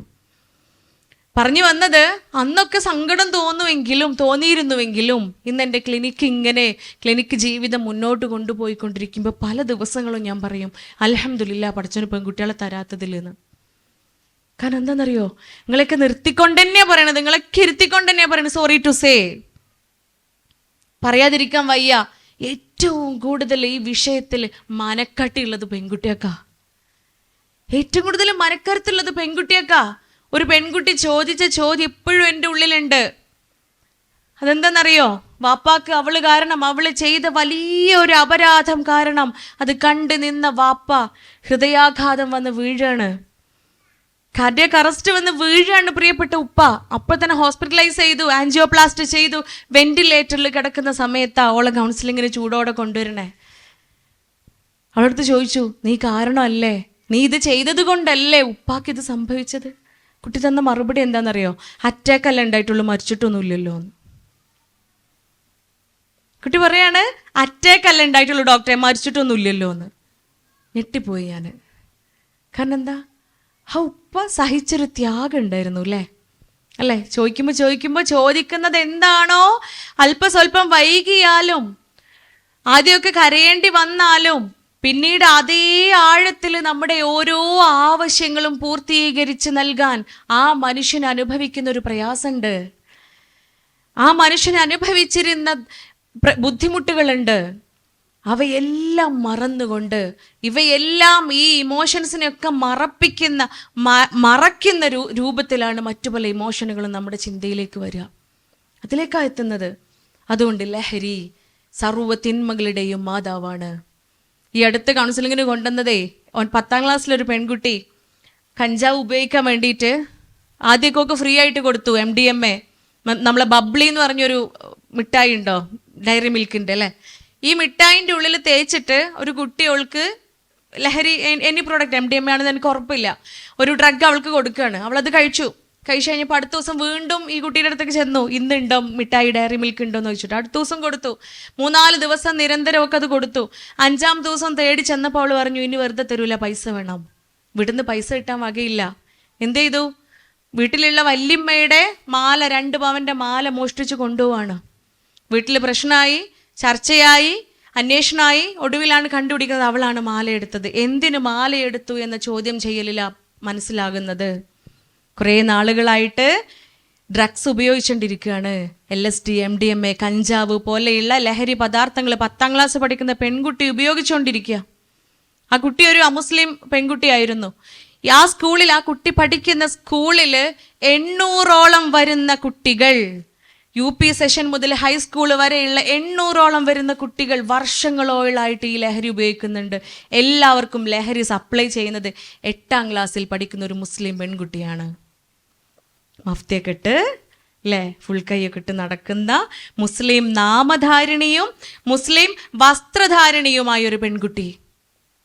എന്തിനാ പ്രിയപ്പെട്ടവരെ മുസ്ലിം വസ്ത്രം ധരിക്കണം? നമ്മൾ എന്തിനാ മുസ്ലിം നാമം ധരിക്കണത്? അങ്ങനത്തോരെയാ പടച്ചോന്റെ പ്രവാചകർ അള്ളാഹു പറഞ്ഞിട്ടുള്ളത്. മുസ്ലിം അല്ല, അങ്ങനത്തോലെയാണ് അള്ളാന്റെ പ്രവാചകർ പറഞ്ഞിട്ടുള്ളത്. എന്നിൽപ്പെട്ടവരല്ല. മുസ്ലിം പേരൊക്കെ ഉണ്ടാവും, മുസ്ലിം വസ്ത്രം ഉണ്ടാവും, മുസ്ലിം ആയിരിക്കും ഉമ്മയും ഉപ്പയൊക്കെ, പക്ഷെ എന്നിൽപ്പെട്ടവരല്ല എന്ന് പറയുന്നുണ്ട്. അതുകൊണ്ട് പേരല്ല, വസ്ത്രത്തിനേക്കാളും പേരിനേക്കാളും അതൊക്കെ നമ്മൾ യാഥാർത്ഥ്യമാക്കുമ്പോഴും ധാർമ്മികതയുണ്ട് ജീവിതത്തിൻ്റെ ഓരോ മേഖലയിലും. ഈ പെൺകുട്ടി 8ാം ക്ലാസ്സിലാവുന്നത് ഈ സമയമായപ്പോഴത്തേക്ക് 3 തവണ അബോർഷൻ ചെയ്തിട്ടുണ്ട്. 8ാം ക്ലാസ് പഠിക്കുന്ന പെൺകുട്ടി. നിങ്ങൾ കേൾക്കണം, ഇതൊക്കെ നമ്മുടെ നാട്ടിലാണ്. ഒരു പക്ഷെ നിങ്ങൾക്ക് അത്ഭുതം ഉണ്ടാവില്ല കേട്ടോ. നിങ്ങളെക്കാൾ അത്ഭുതം കൂറാറുണ്ട് നിങ്ങളുടെ ഉമ്മമാരുടെ സെഷൻസിൽ ഈ കാര്യങ്ങളൊക്കെ പറയുമ്പോൾ. ഉമ്മമാർ എരിവലിച്ചിട്ട് ഇതെന്താ ഈ സൗണ്ട് വിചാരിക്കും ചിലപ്പോൾ. പക്ഷെ നിങ്ങൾക്ക് അത്ര അത്ഭുതം ഉണ്ടാവില്ല, കാരണം നിങ്ങളിത് കാണുന്നതാണ്, ഇത് അനുഭവിക്കുന്നതാണ്, ഇതെപ്പോഴും നിങ്ങൾ കേട്ടുകൊണ്ടിരിക്കുന്നതായിരിക്കാം. ഒരു പക്ഷെ അത്തരം ദുർഗതിയിലേക്ക് നമ്മൾ എത്തരുത്. കാരണം നമ്മൾ ഇവിടെ മാത്രം പോരാ, ഹിയർ ആഫ്റ്റർ മരിച്ചു പോവേണ്ടതുണ്ട് നമുക്ക്. ഭൂമിയിലെ ജീവിതം കഴിഞ്ഞാൽ മറ്റൊരു ജീവിതമുണ്ട്. ഇവിടെയോ ലഹരി ഉപയോഗിച്ച ആർക്കെങ്കിലും നല്ല ഭാവി ഉണ്ടായിട്ടുണ്ടോ? പ്രിയപ്പെട്ട മക്കള്, വെക്കേഷൻ കാലാണ്, നമ്മൾ ടൂർ പോകുന്നു, പിക്നിക്ക് പോകുന്നു, പല സ്ഥലങ്ങളിലും പോകുന്നുണ്ട്. സമയം കിട്ടുന്നുണ്ടെങ്കിൽ ഒരു ഡി അഡിക്ഷൻ സെൻറ്റർ ഒന്ന് വിസിറ്റ് ചെയ്യുക. ഏതെങ്കിലും ഒരു ഡി അഡിക്ഷൻ സെൻറ്റർ ഒന്ന് പോയിട്ട് വിസിറ്റ് ചെയ്യണം. നമ്മുടെ അടുത്തേക്ക് കൗൺസിലിങ്ങിന് വരും, അഡിക്ഷൻ ഒഴിവാക്കാൻ വേണ്ടിയിട്ട് കൗൺസിലിംഗ് കൊടുക്കും, തെറാപ്പി കൊടുക്കും, മരുന്ന് കൊടുക്കും. ഇത് മൂന്നും എഫക്റ്റീവ് അല്ലാതെ വരുമ്പോഴാണ് ഡി അഡിക്ഷൻ സെൻ്ററിലേക്ക് പറഞ്ഞയക്കുക. കാരണം അവിടെ പോയി കാണുമ്പോഴാണ് അവിടുത്തെ ദുരവസ്ഥ നമുക്ക് മനസ്സിലാവുക. സ്വന്തം ശരീരത്തെ മാന്തി പറിച്ച് ഇല്ലാതെയാക്കുന്ന കുട്ടികൾ, സ്വന്തത്തെ മാത്രമല്ല ചുറ്റുമുള്ള ആളുകളെയൊക്കെ ഉപദ്രവിക്കുന്ന, വിഭ്രാന്തി കാണിക്കുന്ന, മാനസിക വിഭ്രാന്തി കാണിക്കുന്ന, മനോനില പൂർണ്ണമായും നഷ്ടപ്പെട്ട രീതിയിൽ ജീവിക്കുന്ന കുഞ്ഞുങ്ങൾ. കെട്ടിയിടും, ചങ്ങല ഉപയോഗിച്ച് കയറുപയോഗിച്ച് കെട്ടിയിടും ഡോക്ടർമാര്, അടിക്കും നഴ്സുമാര്. ശിക്ഷയല്ല, ചികിത്സയാണ്. ചികിത്സയുടെ ഭാഗമായി അതിൽ നിന്നൊക്കെ കരകയറി ജീവിതത്തിലേക്ക് വന്നു കഴിഞ്ഞാലോ പിന്നെ പഴയൊരു ജീവിതത്തിലേക്ക് ഒരിക്കലും മടങ്ങാൻ സാധിക്കുകയില്ല. കാരണം അത്രയേറെ ന്യൂറോ ടോക്സിസിറ്റി ഉണ്ടാക്കുന്നതാണ് ഇന്ന് അവൈലബിൾ ആയിട്ടുള്ള എല്ലാ ലഹരി പദാർത്ഥങ്ങളും. സുലഭമാണ്, നിങ്ങൾക്കറിയണ്ടാവും. നിഷ്പ്രയാസം നമ്മളെ കയ്യിൽ കിട്ടും, നിഷ്പ്രയാസം നമ്മുടെ കയ്യിൽ കിട്ടും. ഏത് വിധേനയും മാതാപിതാക്കളെ നമുക്ക് പറ്റിക്കാൻ പറ്റും. കാരണം ഉമ്മാക്കുപ്പ കയ്യിൽ വലിയ വിവരമൊന്നുമില്ല. ഒരു ഉമ്മ കുട്ടീനെ കൊണ്ടുവന്നതേ കുട്ടീൻ്റെ മേൽ എപ്പോഴും കൊതുക് കടിച്ച് മുറിവാവാണ് ഡോക്ടറെ എന്ന് പറഞ്ഞിട്ടാ. കൊതുക് കടിച്ച് മുറിവാവാണെന്ന്. അപ്പം മുറിവായിൽ അവിടെ സ്റ്റിക്കർ ഒട്ടിച്ചിട്ട് വരും. ഇതെന്താ, കൊതുക് അടിച്ച് മുറിവാക്കി സ്റ്റിക്കർ ഒട്ടിക്കുന്നതല്ല. ഓനെന്താ ചെയ്യുന്ന, അവൻ്റെ ഫ്രണ്ട്സിൻ്റെ കൂടെ ചങ്കുകളുടെ കൂടെ വൈബാക്കുകയാണ്, എൻജോയ് ചെയ്യാണ്. മൈ ലൈഫ് മൈ ചോയ്സ് അല്ലേ. മുറിവുണ്ടാക്കി ബ്ലേഡ് വെച്ച് കട്ട് ചെയ്ത് അതിൻ്റെ ഉള്ളിൽ ഡ്രഗ്സ് ഇടും, എന്നിട്ട് സ്റ്റിക്കർ ഒട്ടിക്കും അതിൻ്റെ മുകളിൽ. അതുകൊണ്ട് വൈബാക്കാടി, ഈ വാ, ഇതൊക്കെയല്ലേ ജീവിതത്തിൻ്റെ രസം, കുറച്ച് കഴിഞ്ഞാൽ നമുക്ക് നിർത്താടി എന്നൊക്കെ പറഞ്ഞ് മോട്ടിവേറ്റ് ചെയ്ത് വിളിക്കുന്ന പ്രിയപ്പെട്ട ചങ്കുകളോട് നോ പറയണം. ഇതല്ല ഞാൻ കണ്ട സ്വർഗം, ഇതല്ല എൻ്റെ ജീവിതം. ഞാൻ പഠിച്ച ദീനിൽ മറ്റൊരു ജീവിതമുണ്ട്, മറ്റൊരു ലോകമുണ്ട്. അതുകൊണ്ട് ഞാൻ വരികയില്ല എന്ന് യഥാവിധേന അത്രയേറെ അർത്ഥത്തിൽ കൂടെയുള്ള ചങ്കിനെ ഉപദേശിക്കുന്നവരാവണം നമ്മൾ, അതിൽ നിന്നും വിട്ടു നിൽക്കുന്നവരാവണം നമ്മൾ. അതുകൊണ്ട് ലഹരി നമ്മുടെ ജീവിതത്തെ കാർന്ന് തിന്നുന്ന ഒന്നാണ്, ഇഹലോകവും പരലോകവും ഇല്ലാതെയാക്കുന്ന ഒന്നാണ്. ഒരിക്കലും അതിലേക്ക് പോവരുത്. എത്ര പ്രിയപ്പെട്ട കൂട്ടുകാരിയാണെങ്കിലും അവളുടെ ബന്ധം ഇതോടുകൂടി എനിക്ക് നഷ്ടപ്പെടുമെന്ന ഭയം നമ്മെ അലട്ടുന്നുണ്ടെങ്കിലും മറക്കരുത്, നോ പറയാൻ മടിക്കരുത്, നോ പറയുക. ഇതാണ് ആദ്യത്തെ. അവിടെ ഡോപ്പാമൈൻ ഉണ്ടാവും. കുട്ടികൾ വന്ന് പറയണതാ, 6ാം ക്ലാസ് പഠിക്കുന്ന ഒരു മോന് കൂൾ എന്ന് പറഞ്ഞൊരു സാധനം ഉണ്ട് ചുണ്ടിൻ്റെ താഴെ വെക്കുന്ന, കേട്ടിട്ടുണ്ടാവുമല്ലോ നിങ്ങൾ. ഇതെൻ്റെ കയ്യിൽ തന്നിട്ട് പറഞ്ഞത്, ഡോക്ടർ ഇത് ചുണ്ടിൻ്റെ താഴെ വെച്ച് നോക്കി, നിങ്ങൾക്ക് സ്വർഗം കാണാൻ പറ്റുമെന്ന്. സ്വർഗം കാണാൻ പറ്റൂത്രേ. ഈ സ്വർഗം എന്താ? നൈമിഷിക നേരം മാത്രം നൽകുന്ന സ്വർഗം. ന്യൂറോൺസിനെ എല്ലാം മന്ദീഭവിപ്പിച്ച് ന്യൂറോൺസിൻ്റെ ഒക്കെ പ്രവർത്തനത്തെ ശിഥിലമാക്കി എല്ലാ ഫീലിങ്സും ഇമോഷൻസും അറിയുന്നൊരവസ്ഥയിൽ നിന്നും നമ്മെ മറ്റൊരു ലോകത്തേക്ക് എത്തിക്കും. കുറച്ച് നേരെയുള്ളൂ. കാരണം അവിടെ ഡോപ്പാമൈൻ ഉണ്ടാവും.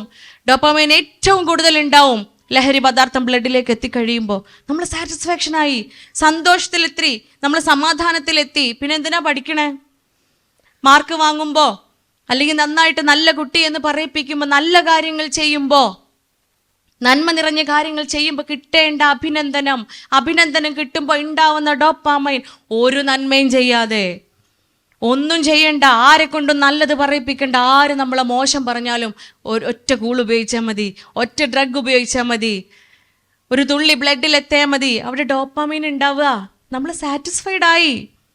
പക്ഷെ അടുത്ത നിമിഷവും ശരീരത്തിലെ ഹൃദയവും ശ്വാസകോശവും കിഡ്നിയും തലച്ചോറും പ്രവർത്തിക്കണമെങ്കിൽ ഡോപ്പാമൈന് താനെ ഉണ്ടാവില്ല. പിന്നെ അഭിനന്ദനം കിട്ടിയിട്ട് കാര്യമില്ല. അഭിനന്ദനത്തിനും അപ്പുറത്തേക്ക് പിന്നെ ഉമ്മ കെട്ടിപ്പിടിച്ച് ഉമ്മ കൊടുത്തിട്ട് കാര്യമല്ല, വാപ്പ പൊന്നാരിച്ചിട്ടോ സ്നേഹിച്ചിട്ടോ കാര്യമല്ല. നേരത്തെ ഉപയോഗിച്ച സാധനം കിട്ടേണ്ടി വരും. എന്ത്? ലഹരി. ഇതിനെയാണ് അഡിക്ഷൻ എന്ന് പറയുന്നത്. നമ്മുടെ ശരീരത്തെ മുഴുവനായും ഇല്ലാതെയാക്കുന്ന, മാനസികവും ശാരീരികവും വൈകാരികവുമായി നമ്മളെ കാർന്ന് തിന്നുന്ന വിഷം. അതിനോട് നോ പറയണം. കൂടെയുള്ള കുട്ടികളെ അനുവദിക്കാത്ത രൂപത്തിൽ അവരെ കൂടി രക്ഷപ്പെടുത്തുന്ന ശേഷിയിലേക്ക് നമ്മളെ പെൺകുട്ടികൾ എത്തേണ്ടതുണ്ട്. നിങ്ങളാണ് നാളെയുടെ നന്മ, നിങ്ങളാണ് നാളെയുടെ പ്രതീക്ഷ. അതുകൊണ്ട് നിങ്ങൾ ഒരാൾ മാറിയാൽ മതി, ഒരാൾ മാറി ചിന്തിച്ചാൽ മതി. ആ കുട്ടിയുമായി ബന്ധപ്പെട്ട ഒരുപാടേറെ ആളുകൾ നന്മയിലേക്ക് എത്തുകയാണ്. അതുകൊണ്ട് ചിന്തിക്കുക, ജാഗ്രതയുള്ളവരാവുക പ്രിയപ്പെട്ടവർ. അതാണ് ലഹരി. രണ്ടാമത്തത് ഗാംബ്ലിംഗ്, ചൂതാട്ടം. Gambling is nothing but it's mobile ഫോണാണ്. ഡി അഡിക്ഷൻ സെൻ്ററുകളിൽ പോയാൽ നിങ്ങൾക്ക് കാണാൻ പോകുന്ന രണ്ടാമത്തെ രംഗമാണത്. ഡ്രഗ് അഡിക്ഷൻ്റെ അതേപോലെ ഉണ്ടാവും മൊബൈൽ അഡിക്ഷനുള്ള കുട്ടികളും. മൊബൈൽ അഡിക്ഷൻ ഉള്ള കുട്ടികൾ ഡ്രഗ്സിനേക്കാളും ഗൗരവത്തിൽ കാണേണ്ടതാണ് മൊബൈൽ അഡിക്ഷൻ. ഡ്രഗ്സ് ഒരുപക്ഷെ മരുന്നൊക്കെ കൊടുത്ത് ചികിത്സിക്കുമ്പോൾ മാറും. മൊബൈൽ ഫോൺ അങ്ങനെയല്ല, ഇതിന് മാറ്റം വരുന്നില്ല. ന്യൂറോൺസ് കംപ്ലീറ്റ് അങ്ങനെ സെറ്റ് ചെയ്യപ്പെടുക, ന്യൂറോൺസ് കംപ്ലീറ്റ് ആ രൂപത്തിൽ സെറ്റ് ചെയ്യപ്പെടുകയാണ് നമ്മുടെ തലച്ചോറിനുള്ളിൽ. അതുകൊണ്ട് ചിന്തിക്കുക, ഞാൻ എന്തിന് എൻ്റെ മൊബൈൽ ഫോൺ ഉപയോഗിക്കുന്നു, സോഷ്യൽ മീഡിയാസ് ഞാൻ എന്തിനു ഉപയോഗിക്കുന്നു. പൂർണ്ണമായും ഒഴിവാക്കൽ കഴിയില്ല, സാധ്യമല്ല. കാരണം നോളജ് അപ്ഡേഷൻസ് നടക്കുന്നത് മൊബൈൽ ഫോണിലൂടെയാണ്. ക്ലാസ്സുകൾ, പുതിയ കാലഘട്ടത്തിൻ്റെ ഒരു അഭിവാജ്യ ഘടകം തന്നെയാണ് മൊബൈൽ ഫോണ്. പൂർണ്ണമായും ഒഴിവാക്കൽ സാധ്യമല്ല. പക്ഷേ ഞാൻ എൻ്റെ സമയം അതിൽ ചിലവഴിക്കുമ്പോൾ അതെൻ്റെ പഠനത്തിൻ്റെ മെച്ചപ്പെടുത്തലിന് വേണ്ടിയാണ്, എൻ്റെ പ്രൊഫഷന് വേണ്ടിയാണ്, എൻ്റെ ജോലിയുടെ ഗുണത്തിന് വേണ്ടിയാണ്, ഞാൻ ചെയ്തുകൊണ്ടിരിക്കുന്ന ആ കാര്യത്തിൻ്റെ അപ്ഗ്രഡേഷന് വേണ്ടിയാണ് ഞാൻ എൻ്റെ സോഷ്യൽ മീഡിയ ഉപയോഗിക്കുന്നത്, മൊബൈൽ ഫോൺ ഉപയോഗിക്കുന്നത് എന്ന ബുദ്ധിയിലേക്ക്, ഉറപ്പിലേക്ക് നമ്മൾ എത്തേണ്ടതുണ്ട്. ലൈക്ക് കണ്ട്, ഷെയർ കണ്ട്, ഫോളോവേഴ്സിനെ കണ്ട്, കമൻസ് കണ്ട് സാറ്റിസ്ഫാക്ഷനിലേക്ക് എത്തുന്ന അവസ്ഥയെത്തും. എപ്പോൾ സ്കൂളിൽ നിന്ന് ഭയങ്കര പ്രതിജ്ഞയൊക്കെ എടുത്തിട്ട് വരൂലേ, ഇന്ന് മുതൽ പഠനത്തോട് പഠനം തന്നെയായിരിക്കും. ആ പ്രതിജ്ഞ എവിടെ എത്തുമ്പോൾ പോവും, കാറ്റഴിച്ചിട്ട ബലൂണ് പോലെ അങ്ങോട്ട് ആകാശത്തേക്ക് പറന്നു പോകും. എപ്പോൾ വീട്ടിലെത്തി മൊബൈൽ ഫോൺ എടുത്ത് 1 or 2 റീൽസോ അല്ലെങ്കിൽ വല്ല ഷോർട്സോ മറ്റെന്താ സീരീസോ ഒക്കെ കണ്ടങ്ങോട്ട് കഴിയുമ്പോൾ നിങ്ങൾ ആലോചിക്കണം, ഇത് സംഭവിപ്പിക്കുന്നത് എന്താണെന്നറിയാം, നമ്മളെ ചിന്തകളെ തന്നെ മാറ്റുകയാണ്. സീരീസൊക്കെ നിരന്തരം കാണുന്ന കുട്ടികളുണ്ട്. എന്ത് തിയറി തരുന്ന സീരീസാണോ നിങ്ങൾ കാണുന്നത്, എന്താണോ ആ സീരീസിൻ്റെ ഉള്ളടക്കമുള്ളത്, അതിലേക്ക് നമ്മൾ ആയിത്തീരുക. നമ്മൾ എപ്പോഴും കാണുകയും കേൾക്കുകയും ചെയ്യുന്നത് എന്താണോ അതായി തീരും നമ്മൾ. അതാണ് മനുഷ്യൻ്റെ പ്രത്യേകത. നിങ്ങൾ വായിച്ചാണോ, കുറേ വർഷങ്ങൾക്ക് മുൻപ് 8 വയസ്സായ ഒരു പെൺകുട്ടിയെ നോർത്ത് ഇന്ത്യയിലെ ഒരു സൂവിൽ നിന്നും, ഒരു വന്യജീവി സങ്കേതത്തിൽ നിന്നും ഒരു 8 വയസ്സായ കുട്ടിനെ കിട്ടുക. ഈ കുട്ടിയെ വളർത്തിയത് കുരങ്ങന്മാരാ. ശരീരം മാത്രം കുരങ്ങന്മാരുടെ പോലെ. നമ്മളെ മൗംഗ്ലിയൊക്കെ കണ്ടിട്ടുണ്ടാവില്ല നിങ്ങൾ, അതിൻ്റെയൊക്കെ മുമ്പ് നടന്നൊരു സംഭവമാണ്. അതൊക്കെ ആസ്പദമായിട്ടാണ് അത് ഫിലിമൊക്കെ ഇറങ്ങിയിട്ടുള്ളത്. ഈ കുട്ടി പൂർണ്ണമായും കുരങ്ങന്മാരുടെ പോലെയാ. രൂപം മാത്രം മനുഷ്യൻ്റേത്, ബാക്കി എല്ലാ ചേഷ്ടകളും കുരങ്ങനെ പോലെയാ. ഇതാണ് മനുഷ്യൻ. മനുഷ്യന് കേൾക്കുകയും കാണുകയും അനുഭവിക്കുകയും ചെയ്യുന്നതിനനുസരിച്ച് മാറും. അങ്ങനെയാണ് മനുഷ്യൻ്റെ തലച്ചോറ് സെറ്റ് ചെയ്ത് വെച്ചിട്ടുള്ളത്. നിങ്ങൾ നിരന്തരം എന്ത് നൽകുന്ന, ഏത് അറിവ് നൽകുന്ന സീരീസാണോ കാണുന്നത്, എന്തർത്ഥം നൽകുന്ന ഷോർട്സ് ആണോ കാണുന്നത്, അത് തന്നെ വീണ്ടും വീണ്ടും നോട്ടിഫിക്കേഷൻ വന്നുകൊണ്ടിരിക്കും. അത് തന്നെയാണ് റീൽസിൽ വന്നുകൊണ്ടിരിക്കുക. അതാണ് ഡിജിറ്റൽ യുഗത്തിൻ്റെ ഒരു പ്രത്യേകത, സോഷ്യൽ മീഡിയാസിൻ്റെ മറ്റൊരു പ്രത്യേകത. നമ്മൾ മനസ്സിൽ വിചാരിച്ചാൽ മതി, അത് റീൽസ് ആയിട്ടും ഷോർട്സ് ആയിട്ടും വീഡിയോസ് ആയിട്ടും നമ്മളെ മുമ്പിൽ വരും, നോട്ടിഫിക്കേഷൻ ആയിട്ട് നമ്മളെ മുമ്പിൽ പ്രത്യക്ഷപ്പെടും. അതുകൊണ്ട് അതാണ് നമ്മൾ ആയിത്തീരുക. സ്വാഭാവികമായി നമ്മുടെ ചിന്ത തന്നെ മാറാൻ തുടങ്ങും. ആ ഇസങ്ങളിലേക്ക്, ആ തിയറികളിലേക്ക് എത്താൻ തുടങ്ങും. അത് നമ്മുടെ ജീവിതത്തിൻ്റെ ഭാഗമാക്കി മാറ്റാൻ തുടങ്ങും. അവിടെയാണ് പറയുക, അറ്റേക്കല്ല ഉണ്ടായിട്ടുള്ളൂ, മരിച്ചിട്ടില്ലല്ലോ എന്ന്. അവിടെയാണ് ചെയ്യാൻ തോന്നുക, ഉമ്മാൻ്റെ കറീൻ്റെ കൂട്ടത്തിൽ കുറച്ച് പെസ്റ്റിസൈഡ്സ് അങ്ങോട്ട് ഇട്ട് കൊടുക്കാമെന്ന്. അവിടെയാണ് ചെയ്യാൻ തോന്നുക, അമ്മയും വാപ്പ ഇല്ലെങ്കിലും വേണ്ടില്ല, എനിക്ക് ഓന് മതിയെന്ന്. ആ ചിന്തയിലേക്ക് എത്തുന്ന തിയറികളിലേക്കും ഇസങ്ങളിലേക്കും നമ്മൾ എത്തുന്നു. അതുകൊണ്ട് കൺമുന്നിൽ പ്രത്യക്ഷപ്പെടുമ്പോൾ ഉമ്മ എടുത്തു വെക്ക്, ഫോണ് മാറ്റിവെക്ക്, മൊബൈൽ ഫോണെന്ന് ഉമ്മയും വാപ്പയും പറയുന്നുണ്ടെങ്കിൽ അവർക്ക് നിങ്ങളോട് വെറുപ്പുണ്ടായിട്ടല്ല. ആ മൊബൈൽ ഫോൺ, ആ സ്ക്രീൻ ടൈം നിങ്ങളുടെ ശരീരത്തിനും മനസ്സിനും ചിന്തയ്ക്കും വരുത്തുന്ന നെഗറ്റീവായ കാര്യങ്ങൾ ചിന്തിച്ചത് കൊണ്ടാണ്. നിങ്ങൾക്ക് നാളെ ഉണ്ടാവാൻ പോകുന്ന ആഫ്റ്റർ എഫക്റ്റ് കണ്ടുകൊണ്ടാണ്, മുന്നിൽ കണ്ടുകൊണ്ടാണ്. അപ്പം അത് മാറ്റിവെക്കുക. അപ്പം ആലോചിക്കുക, എന്താണ് എനിക്കിതിൽ നിന്നും കിട്ടുന്നത്? നിങ്ങളുടെ പഠനത്തിന് മെച്ചമുണ്ടാക്കുന്നത്, പ്രൊഫഷന്, കരിയറിന്, നോളജിന് മെച്ചപ്പെടുത്തുന്ന കാര്യങ്ങൾ മാത്രം അതിൽ ഉപയോഗിക്കാനും സമയം ചെലവഴിക്കാനും ശ്രദ്ധിക്കുക. കാരണം അവിടെ സാറ്റിസ്ഫാക്ഷനാണ് നടക്കുന്നത്.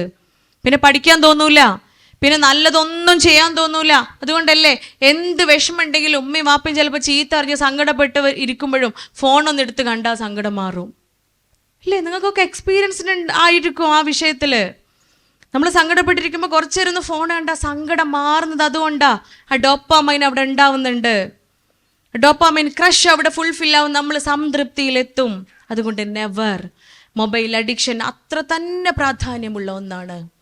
അരമണിക്കൂർ നമ്മളെ മോട്ടോർ നെർവസ് സിസ്റ്റവും സെൻട്രൽ നെർവസ് സിസ്റ്റവും തമ്മിൽ ഒരുമിച്ച് പ്രവർത്തിക്കാതെ എൻ്റർടൈൻമെൻറ്റ് മാത്രമായി നമ്മൾ മൊബൈൽ ഫോൺ കാണുമ്പോൾ അത്രയേറെ ന്യൂറോൺസ് നമ്മുടെ തലച്ചോറിൽ നിന്നും ഇനാക്റ്റീവ് ആകുന്നുണ്ട്. പിന്നെ 1-2 ടെക്സ്റ്റ് ബുക്ക് വായിച്ച് തീർക്കുമ്പോഴാണ് ആ ന്യൂറോൺസ് ഒക്കെ ആക്റ്റീവായി വരിക വീണ്ടും. ഒരുപക്ഷെ പഠിക്കുന്നൊക്കെ ഉണ്ടാവും, മാർക്കൊക്കെ കിട്ടുന്നുണ്ടാവും, പിന്നെ ഇപ്പം എന്താ ഞാൻ മൊബൈൽ ഫോൺ ഉപയോഗിക്കുന്നതെന്നാണ് ചില കുട്ടികൾ പരാതി പറയാറ്. പക്ഷെ പ്രിയപ്പെട്ടവരെ, മൊബൈൽ ഫോൺ കൊണ്ട് കിട്ടാത്ത, മൊബൈൽ ഫോണിനോട് ചിലവഴിക്കുന്ന സമയം മറ്റുള്ളവരോട് ചിലവഴിച്ചാൽ ലഭിക്കുന്ന ചിലതുകളുണ്ട്. സ്നേഹമാണത്, കാരുണ്യമാണത്, പരിഗണനയാണത്. അത് ഫോണിൽ നിന്ന് കിട്ടൂല. അതിന് ജീവനുള്ള മനുഷ്യന്മാർ വീട്ടിലുണ്ട്, ഉമ്മുണ്ട്, ഉപ്പുണ്ട്. ഓരൊക്കെ എന്താ ചെയ്യണത് ഇടക്കൊന്ന് പോയി നോക്കണം. ഓരൊക്കെ അവസ്ഥ എന്താ ഇടക്കൊന്ന് പോയി കാണാൻ ശ്രമിക്കണം.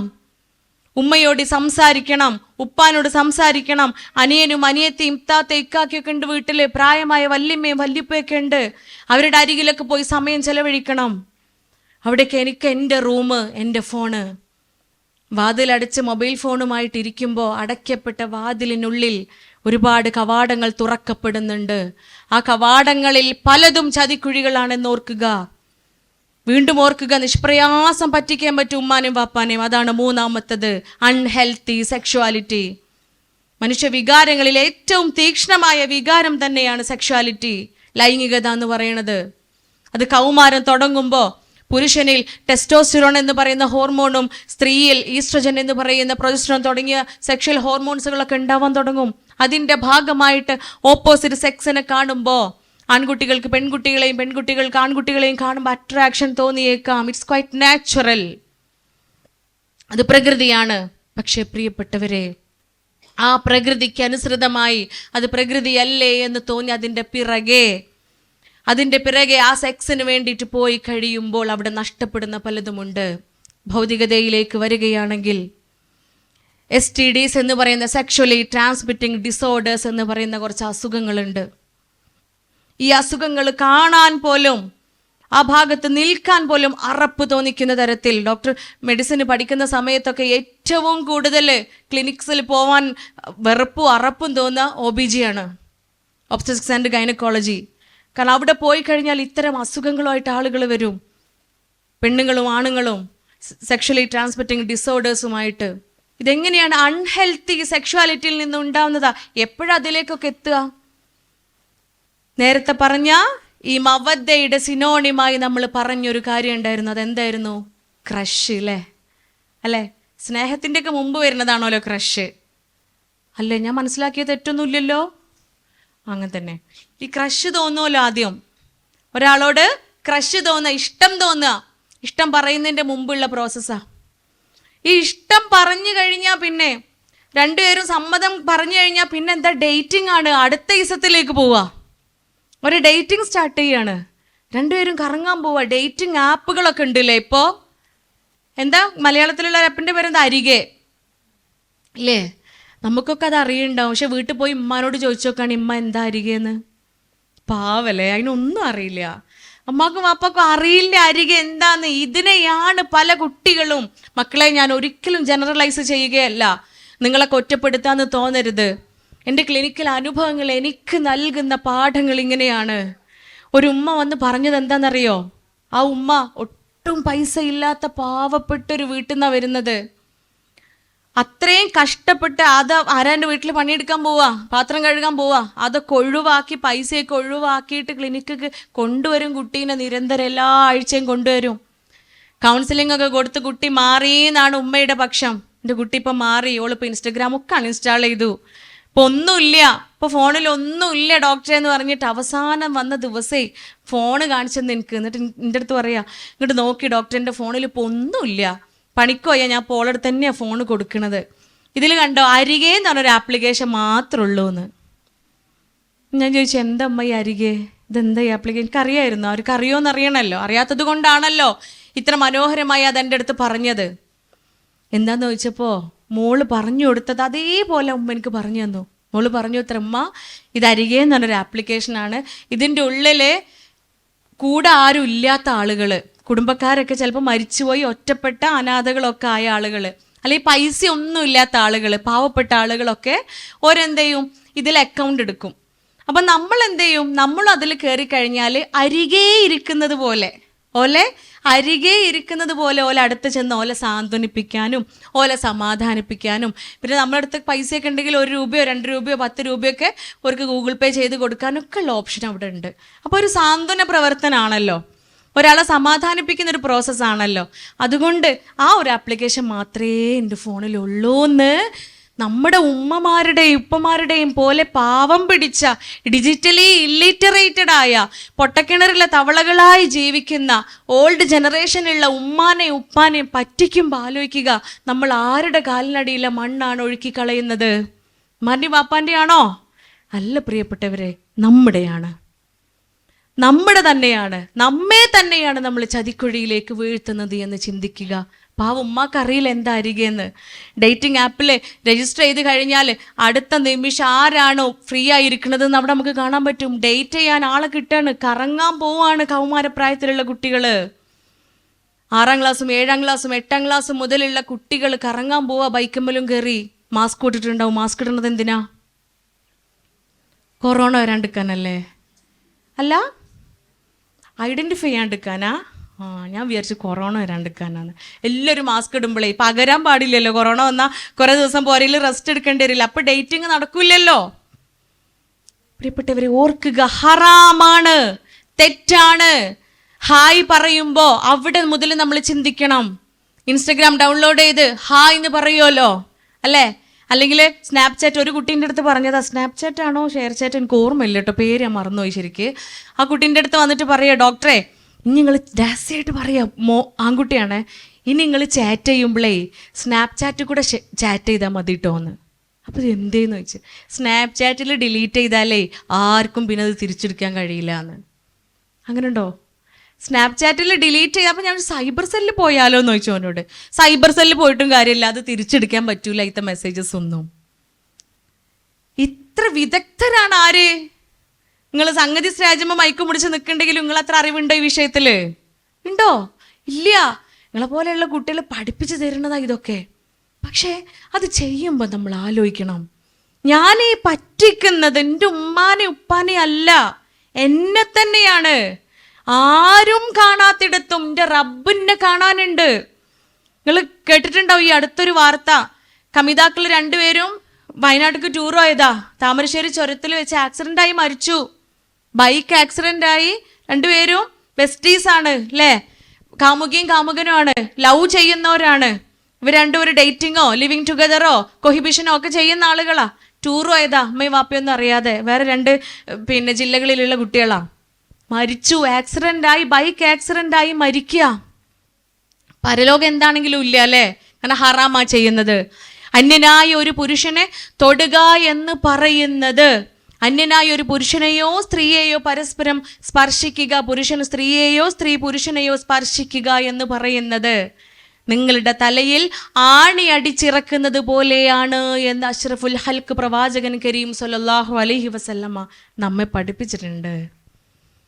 സ്പർശിക്കുന്നത് പോലും നമുക്ക് ഷെയ്ക്കാൻഡും പോലെ ഹഗ് ചെയ്യണല്ലേ ഇപ്പോൾ, അല്ലേ? ഷെയ്ക്കാൻഡ് കൊടുത്താലും പോലെ ഹഗ് ചെയ്യണതാണ് ഇപ്പോൾ ഫാഷൻ. കൂടുള്ളവർ ഹഗ് ചെയ്തോട്ടെ, കൂടുള്ളവർ എന്താ വെച്ചാൽ ചെയ്തോട്ടെ, ഞാനില്ല. കാരണം എൻ്റെ ധാർമ്മികത, എൻ്റെ ആദർശം എന്നെ അത് പഠിപ്പിച്ചിട്ടില്ല. എൻ്റെ ഈ വസ്ത്രം പവിത്രമാണ് എങ്കിൽ ഞാൻ എന്തിനാ ഇതൊക്കെ മറച്ച് നടക്കുന്നത്? ഞാൻ എൻ്റെ ഔറത്തൊക്കെ മറച്ച് നടക്കുന്നത് എന്തിനാ? ഇത് മറ്റൊരാൾക്ക് ആകർഷണം തോന്നാതിരിക്കാൻ വേണ്ടിയിട്ടാ, എന്നിൽ ആകൃഷ്ടനാവാതിരിക്കാൻ വേണ്ടിയിട്ടാണ് എങ്കിൽ എൻ്റെ ശരീരത്തിൽ തൊടാനും ഹലാലാക്കുന്നത് വരെ മറ്റൊരാൾക്ക് അവകാശമില്ല. അപ്പോൾ വൈബാക്കാൻ പറ്റൂലേ? ഡേറ്റിംഗ് ഇല്ലെങ്കിൽ വൈബാക്കാൻ പറ്റൂലേ? സെറ്റായിട്ടില്ലെങ്കിൽ വൈബാക്കാൻ പറ്റൂലേ? ലൈഫ് എൻജോയ് ചെയ്യാൻ പറ്റൂലേ? കൂടെയുള്ള കുട്ടികൾ ചാറ്റ് ചെയ്തോട്ടെ, ഓല് വൈബാക്കിക്കോട്ടെ, ഓൽക്ക് ചിലപ്പോൾ ഓല സെറ്റുകളെ കുറിച്ച് മാത്രമേ സംസാരിക്കാനുണ്ടാവുള്ളൂ. ലറ്റിത്തം ഓരോ നമ്മൾ വിട്ടുകൊടുക്കണം, ഓല അങ്ങനെ ആയിക്കോട്ടെ. പക്ഷെ ഞാനതിലില്ല. കാരണം എൻ്റെ ദീൻ എന്നെ പഠിപ്പിക്കുന്നത് അതല്ല. വ്യക്തമായ ധാർമ്മികത എന്നെ പഠിപ്പിക്കുന്നത് പ്രവാചകൻ കരീം സല്ലല്ലാഹു അലൈഹി വസല്ലമ. ഇതല്ല പ്രണയം, യഥാർത്ഥ പ്രണയം ഇതല്ല. ഹലാലായ മാർഗത്തിലൂടെ നിക്കാഹ് എന്ന കർമ്മത്തിലൂടെ തനാകഹത്തുൽ അസ്ജാർ എന്നാണ് നിക്കാഹിന് പറയുക. നിക്കാഹ് എന്നുള്ള വാക്കുണ്ടായിട്ടുള്ളത് കെട്ടിപ്പിണഞ്ഞു കിടക്കുന്ന മരച്ചില്ലകൾ എന്നാണ് അർത്ഥം.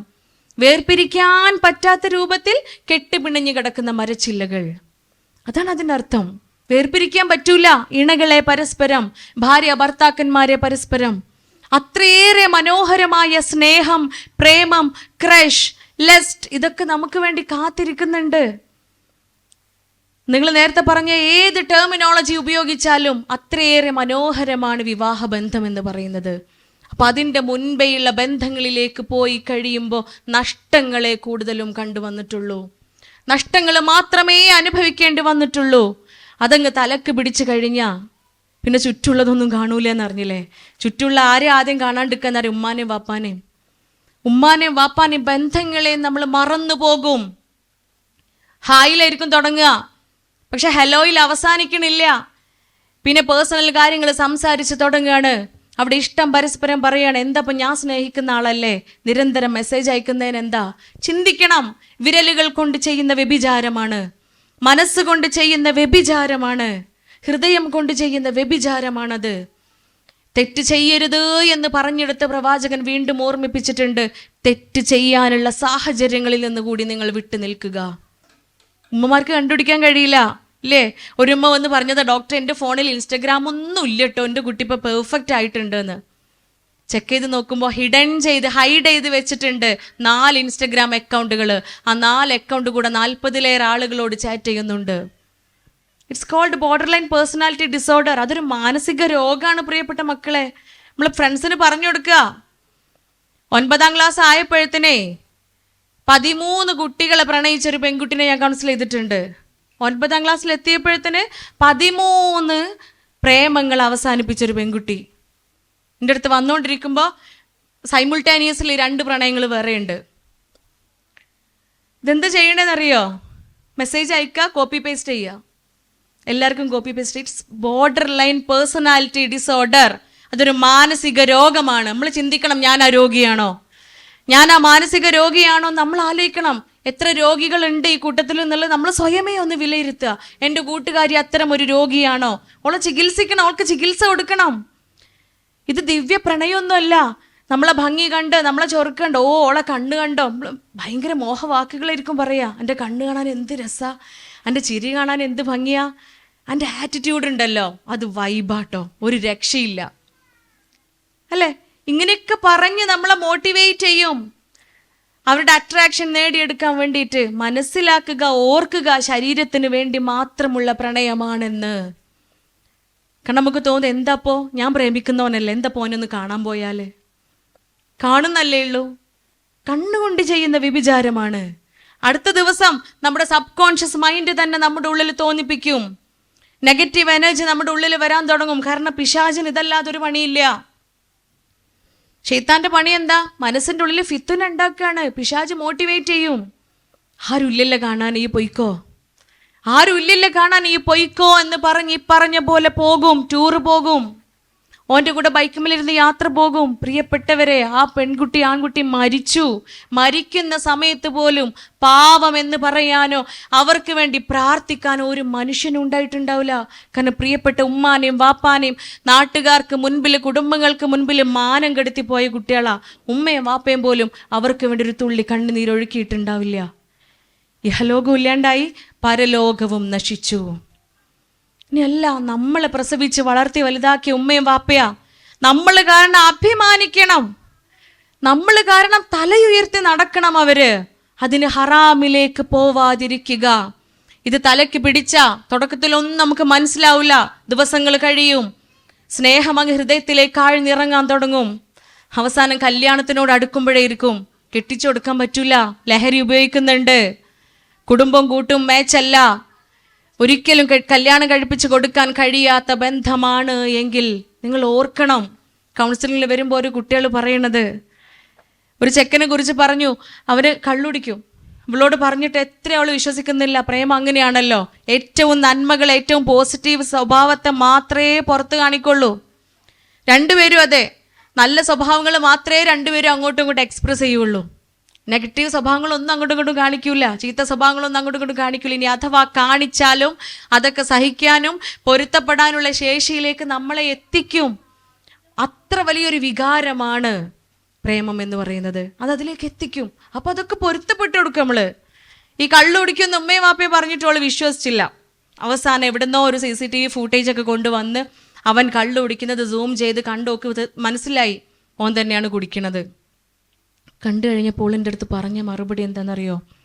സാറില്ല ഡോക്ടറെ, അതൊക്കെ ഞാൻ കല്യാണം കഴിഞ്ഞിട്ട് മാറ്റിയെടുത്തോളാം എന്ന്.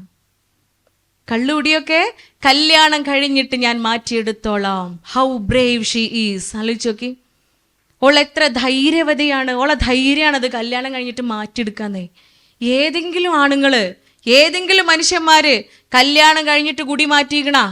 കുടീൻ്റെ കൂടെ അടിയും കൂടെ തുടങ്ങുന്നല്ലാണ്ട് കുടി മാറ്റൂല. വ്യാമോഹമാണ് അവളുടെ, അത് വ്യാമോഹമാണ്. കാരണം ആ വികാരം അത്രയും തീക്ഷ്ണമായി മനസ്സിൻ്റെ ഉള്ളിൽ കൊണ്ട് നടക്കുക. ബിക്കോസ് ഓഫ് ലാക്ക് ഓഫ് ദീനിൻ്റെ കുറവാ, ഇസ്ലാമിൻ്റെ കുറവാണ്, സ്പിരിച്വാലിറ്റിയുടെ കുറവാണ്. നമുക്കൊരു ഐഡിയോളജി ഉണ്ട്. ഇസ്ലാം ഈസ് എൻ ഐഡിയോളജി. ആ ഐഡിയോളജി അനുസരിച്ച് ഇതൊന്നും നമ്മുടെ വൈബുകൾക്ക് അഗെയിൻസ്റ്റ് അല്ല. ഔറത്ത് മറച്ച് നല്ല വസ്ത്രം ധരിച്ച് നടക്കുന്നത് വൈബിനെതിരല്ല. ആൺകുട്ടികളുടെ ശരീരത്തിൽ തൊടാതെ ഫ്രണ്ട്ഷിപ്പ് കീപ്പ് ചെയ്യുന്നത് വൈബിൻ്റെ കുറവല്ല. ലൈഫിൻ്റെ എൻജോയ്മെൻറ്റ് പോകുന്നില്ല. ഹറാമിലേക്ക് പോവാതിരിക്കുന്നത് ലൈഫിൽ എൻജോയ്മെൻറ്റ്സ് കട്ടാവുന്നില്ല. ഇതൊക്കെ ശീലിച്ചുകൊണ്ടും ഇതൊക്കെ ജീവിതത്തിൻ്റെ ഭാഗമാക്കിക്കൊണ്ടാണ് ലൈഫ് എൻജോയ് ചെയ്യേണ്ടത്. പ്രിയപ്പെട്ടവരെ, പഠിക്കാനുള്ള സമയമാണ്, പഠിക്കേണ്ട സമയമാണ്, ഭാവി ഭാവന സുന്ദരമാക്കേണ്ട സമയമാണ്. അതിവിടെ കിട്ടുള്ളൂ. 10ാം ക്ലാസ് ഇനി വരൂല, +1 +2 ഇനി വരൂല, ഇനി സമയം കിട്ടൂല, ഡിഗ്രി ഇനി വരൂല. നല്ല പ്രൊഫഷൻ നേടിയെടുത്ത് സ്വന്തം കാലിൽ നിൽക്കത്തക്ക രൂപത്തിൽ നമ്മളെ മോൾഡപ്പ് ചെയ്തെടുക്കേണ്ട സമയമാണ്. അവിടെ ഇത്തരം ചിന്തകളിലേക്ക് പോകുമ്പോൾ പഠിച്ചിട്ടില്ലെങ്കിലും എന്താ? MBBS 3rd ഇയർ പഠിക്കുന്ന ഒരു മോളെ കൗൺസിലിങ്ങിന് കൊണ്ടുവന്നിട്ടുണ്ട്. MBBS നീറ്റ് എക്സാം എഴുതി ഗവൺമെൻറ് മെഡിക്കൽ കോളേജിൽ MBBS അഡ്മിഷൻ കിട്ടിയ പെൺകുട്ടി. പ്രേമാണ്, പ്രേമിച്ചു. അവള് ബസ്സിൽ നീറ്റ് കോച്ചിങ്ങിന് വേണ്ടി പോയിരുന്ന ബസ്സിലെ ക്ലീനർ ആയിരുന്നു. കല്യാണം കഴിക്കാൻ പറ്റൂല എന്ന് പറഞ്ഞു വീട്ടുകാർ. അതിൻ്റെ പേരിൽ അത്രയേറെ ഹാർഡ് വർക്ക് ചെയ്ത് അഭിമാനപൂർവ്വം അവൾ നേടിയെടുത്ത സീറ്റ്, ആ കോഴ്സ് അവൾ നിർത്തി. ഞാൻ ചോദിച്ചു അവളുടെ അടുത്ത്, നിനക്ക് സങ്കടമില്ലേ ഈ ഒരു ബന്ധം കാരണം? നിന്റെ കോഴ്സ് നിന്നു, ഇത്രയേറെ മനോഹരമായൊരു പ്രൊഫഷൻ നിനക്ക് ലഭിക്കുമായിരുന്നത്, അത് തടയപ്പെട്ടു, നിനക്ക് സങ്കടമല്ലേ? എനിക്കൊരു സങ്കടമില്ല, എനിക്കൊരു സങ്കടവുമില്ല എന്ന് പറയത്തക്ക രൂപത്തിൽ അവളെ ബ്രേവാക്കി മാറ്റുന്നത് ഈ വികാര. അപ്പുറത്ത് ഉമ്മാനോട് ഉപ്പാനോട് സ്നേഹമില്ലാഞ്ഞിട്ടല്ല, ഉള്ളിൻ്റെ ഉള്ളിലുണ്ടാവും, അതിൻ്റെ മുകളിൽ വരും ഈ ചിന്ത, ഈ ഇസം. അതുകൊണ്ട് മനസ്സിലാക്കുക പ്രിയപ്പെട്ടവരെ, അത് റെയിൻബോ തിയറി ആണെങ്കിലും ലെസ്ബിയനിസം ആണെങ്കിലും ഗേയിസം ആണെങ്കിലും എവ്രിതിങ്, ഇതൊക്കെ ഹറാമാണ്. ഒരു സമൂഹത്തെ മുഴുവൻ പടച്ചോൻ നശിപ്പിച്ചത് സ്വവർഗരതിയുടെ പേരിലാ. ഈ പറഞ്ഞ LGBTQന്റെ പേരിലാണ് ഒരു സമൂഹത്തെ മുഴുവൻ നശിപ്പിച്ചത്.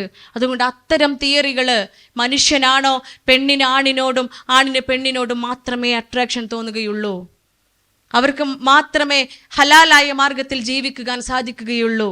മറ്റുള്ളതൊക്കെ സ്വാതന്ത്ര്യം മാത്രമാണ്, ദീനല്ല. അതുകൊണ്ട് ദൈവികമായ അള്ളാഹുവിനെ ഭയപ്പെട്ടുകൊണ്ട്, അള്ളാഹുവിനെ സ്നേഹിച്ചുകൊണ്ട്, ആ ഖുർആനിനെയും ആ സ്വർഗത്തെയും മനസ്സിലാക്കിക്കൊണ്ട് ജീവിക്കുന്നവരാണോ അത്തരം ഇസങ്ങളിലേക്ക് പോവാതിരിക്കുക. പോകുന്ന കൂട്ടുകാരുണ്ടെങ്കിൽ ചികിത്സ വേണ്ടിയിടത്ത് അവരെ ചികിത്സിപ്പിക്കുക, അവർക്ക് ട്രീറ്റ്മെൻറ്റ് കൊടുക്കുക, അവർക്ക് സഹായകമായി മാറുക. നിങ്ങൾ ഓരോരുത്തരും, ഇവിടെയുള്ള ഒരു പെൺകുട്ടികളും ഇൻഷാ അല്ലാഹ് ഇത്തരം ചതിക്കുഴികളിൽ പെട്ടുപോവാതിരിക്കുക. മവദ്ദത്ത് എന്ന് പറയുന്നത് ഹറാമായ സ്നേഹമല്ല. വിവാഹശേഷം വിവാഹം എന്ന് പറയുന്ന പവിത്രമായ കർമ്മമാണ്. പരിശുദ്ധ ഖുർആൻ നമുക്ക് നൽകുന്ന വാഗ്ദാനം എന്താ? നിങ്ങൾ പരസ്പരം ആനന്ദിക്കുവാനും ആഹ്ലാദിക്കുവാനും സംതൃപ്തി അടയുവാനും വേണ്ടി നിങ്ങളെ ഞാൻ ഇണകളാക്കി സൃഷ്ടിച്ചിരിക്കുന്നു എന്നാ പറയുന്നത്. അവിടെ ആനന്ദമാണ്, ആഹ്ലാദമാണ്, സംതൃപ്തിയാണ് ഇണകൾക്കുള്ളിൽ ഉണ്ടാവേണ്ടത്. അത് ഖുർആനാ പറയുന്നത്. ഇസ്ലാം കാണിക്കുന്ന, പരിശുദ്ധ ദീന് കാണിക്കുന്ന മാർഗവും അങ്ങനെ തന്നെയാണ്. ഹബീബ് മുഹമ്മദ് മുസ്തഫ സല്ലല്ലാഹു അലൈഹി വസല്ലമയുടെ മാതൃക അങ്ങനെയാണ്. അവരുടെ ഭാര്യമാരോടൊപ്പമുള്ള ജീവിതം എത്ര മനോഹരമാണെന്നറിയോ? ഒരു പുരുഷൻ എപ്പോഴാണ് ഏറ്റവും മികച്ചവൻ എന്ന് പറയുന്നത്, ഏറ്റവും നല്ലവൻ എന്ന് പറയുന്നത് എന്ന് പ്രവാചകരോട് ചോദിച്ചപ്പോൾ അതിന് നൽകിയ മറുപടി എങ്ങനെയാ? എപ്പോഴാണോ നിന്റെ ഭാര്യ, നിന്റെ ഇണ നിന്നെ മികച്ചവനാണ്, അവൻ നല്ലവനാണ് എന്ന് പറയുന്നത്, അപ്പോഴാണ് നീ മികച്ചവനാവുന്നത് എന്ന്. ദീനാണ്, ഇസ്ലാമാണ് പറയുന്നത്. അല്ല, ഇസ്ലാമാണ് പറയുന്നത് എപ്പോഴാണോ ഭർത്താവ് ഏറ്റവും മികച്ചവനാണെന്ന് ഞാൻ പറയുന്നത് അപ്പോഴേ മികച്ചവനാവുന്നുള്ളൂ എന്ന്. അത്രയും സംരക്ഷണമാണ് സ്ത്രീക്ക് ഇസ്ലാം നൽകുന്നത്. പുരുഷന്മാരോട് പറയാ, നിങ്ങളിൽ ഏറ്റവും മികച്ചവൻ നിന്റെ ഇണയോട്, നിന്റെ ഭാര്യയോട് ഏറ്റവും മനോഹരമായി പെരുമാറുന്നവനാണ് എന്ന്. അതാണ് ദീന്. ചിലപ്പോൾ നമ്മൾ അമ്മാൻ്റെ ഇപ്പാൻ്റെ വീട്ടിൽ കാണുന്നതൊന്നും ആവില്ല കേട്ടോ യഥാർത്ഥ ഭാര്യ ഭർത്തൃബന്ധം എന്ന് പറയുന്നത്. വീട്ടിലൊരു പക്ഷേ അടിയും ബഹളവും കച്ചറയും ദുൽമും കാണുന്നുണ്ടാവും. അതല്ല ദീന്, അതല്ല ഇസ്ലാം. ഇസ്ലാം എന്ന് പറയുന്നത് അയലോകത്തെ താത്താനെയും കൂടെ പഠിക്കുന്ന പിയർ ഗ്രൂപ്പിലുള്ള കുട്ടികളോ കാക്കമാരോ അതല്ല ദീന്. അവരെ ആരും നോക്കണ്ട. അവരൊക്കെ അങ്ങനെയല്ലേ, ആ കാണുന്നത് അങ്ങനെയല്ലേ. ഇത്ര ആള് ഡൈവേഴ്സ് ആയില്ലേ, ഇത്ര ആള് ഡൈവേഴ്സിന്റെ വക്കിലല്ലേ, ഇത്ര ആള് പീഡനം അനുഭവിക്കണില്ലേ, ഇത്ര ആള് സഹിച്ച് ജീവിക്കണില്ലേ. ആരാ പറഞ്ഞു ഓരെയൊക്കെ നോക്കാന്? ഓരോന്നും നമ്മൾ നോക്കണ്ട. അവരല്ല നമ്മളെ ജീവിതം തീരുമാനിക്കുന്നത്. നമ്മളോട് ജീവിക്കാൻ പറയുന്നത് ഖുർആനും സുന്നത്തും അനുസരിച്ചാണ്. പരിശുദ്ധ ഖുർആനും സുന്നത്തും അനുസരിച്ചാ ജീവിക്കാൻ പറയുന്നത്. എന്താണ് സുന്നത്ത്? എന്താ ഖുർആൻ എന്താ പറയുന്നത്? ആരാധനാ കർമ്മങ്ങളോടൊപ്പം ചേർത്ത് പറയുകയാണ് ബന്ധങ്ങളുടെ ഊഷ്മളതയെക്കുറിച്ച്. നിങ്ങൾ അള്ളാഹുവിനെ ആരാധിക്കുക, മാതാപിതാക്കളോട് ഏറ്റവും നല്ല രീതിയിൽ പെരുമാറുക. നിങ്ങൾ ആലോചിച്ചോക്കെ, അള്ളാന്റെ കൂടെ ചേർത്ത പറയണത് ഉമ്മാനോടും ഉപ്പാനോടും ഏറ്റവും നല്ല രീതിയിൽ പെരുമാറുക എന്ന്. നിങ്ങളെ ഇണകളാക്കി സൃഷ്ടിച്ചിരിക്കുന്നു, നിങ്ങൾക്കിടയിൽ മവദ്ദത്തും റഹ്മത്തും ഉണ്ടാക്കി തീർത്തിരിക്കുന്നു. സ്നേഹം, പ്രണയം, കാരുണ്യം ഇതുകൊണ്ട് ചേർത്ത് വെച്ചിട്ട് ഇണകളെ സൃഷ്ടിച്ചിട്ടുള്ളത്. അതാണ് ഇസ്ലാം ദീന് കാണിച്ചു തരുന്നത്. അത്രയേറെ മനോഹരമാണ് പരിശുദ്ധ ഇസ്ലാം. അതാണ് പ്രവാചകൻ കരീം സല്ലല്ലാഹു അലൈഹി വസല്ലമയുടെ ദാമ്പത്യം നമുക്ക് മുൻപിൽ പകർന്നു തരുന്ന മാതൃക എന്ന് പറയുന്നത്. അതാണ് നോക്കേണ്ടത്. അതെങ്ങനെ പ്രാവർത്തികമാക്കും? കല്യാണപ്രായമാവുമ്പോൾ ബുള്ളറ്റും ജിമ്മും താറും മാത്രം നോക്കി കെട്ടല്ല. ഇതൊരു കുട്ടി വന്ന് പറഞ്ഞതാട്ടോ ക്ലിനിക്കിൽ, കല്യാണം കഴിക്കുമ്പോൾ എന്തൊക്കെയാണ് നിന്റെ പ്രതീക്ഷകൾ എന്ന് ചോദിച്ചപ്പോഴേ, ബുള്ളറ്റ് വേണം, ജിം ബോഡി വേണം, താറും വേണമെന്ന്. താറില്ലേ മറ്റേ മഹീന്ദ്രൻ്റെ വണ്ടി, അത് 3 വേണമെന്ന്. ഇതാണ് നമ്മൾ കൊടുക്കുന്ന ക്രൈറ്റീരിയ അല്ലേ? അത്ര സില്ലി ആവരുത് നമ്മൾ, അത്ര സില്ലി ആവണ്ട. ബുള്ളറ്റ് ഉണ്ടായിട്ടും ജിം ഉണ്ടായിട്ടും താറുണ്ടായിട്ടൊന്നും കാര്യമില്ല എണ്ണയാളെ അല്ലേ? അതൊക്കെ കല്യാണം കഴിഞ്ഞൊരു 6 മാസത്തിനൊക്കെ തന്നെ ഉള്ളൂ അതിൻ്റെയൊക്കെ രസം. അതൊക്കെ കഴിയുമ്പോഴാണ് ഉള്ളിലുള്ള ഇന്നർ പവർ, ഉള്ളിലുള്ള എനർജി, ഉള്ളിലുള്ള നന്മ പുറത്തേക്ക് വരാൻ തുടങ്ങുക. അതാ വേണ്ടത്. ഉള്ളിൻ്റെ ഉള്ളിൽ നന്മ ഉണ്ടാവണം. അതുണ്ടാവില്ല എപ്പോഴാ? ദീനും കൂടെ ഉണ്ടോ നോക്കുമ്പോഴാ. ദീനുണ്ടോ നോക്കുക. പെണ്ണ് കാണാൻ വരുമ്പോൾ അവൻ്റെ മൊഞ്ച് നോക്കി നിൽക്കുന്നതിന് പകരം അവന് ദീനുണ്ടോ എന്ന് മനസ്സിലാക്കുക, പൂർണ്ണമായും അതറിയുക. ദീൻ അനുസരിച്ച് ജീവിക്കുന്നവനാണോ? കൂടെ നമുക്ക് കുറേ ആഗ്രഹങ്ങളും കൺസേൺസും ഒക്കെ ഉണ്ടാവും. അതൊക്കെ ആളോട് കമ്മ്യൂണിക്കേറ്റ് ചെയ്യുക. കമ്മ്യൂണിക്കേഷൻ ഗ്യാപ്പ് വളരെ പ്രശ്നമാണ്. ഇന്ന് ഡിവോഴ്സ് ഇത്രയേറെ കൂടാനുള്ള മറ്റൊരു കാരണം അതാണ്, കമ്മ്യൂണിക്കേഷൻ ഇല്ലാത്തത്.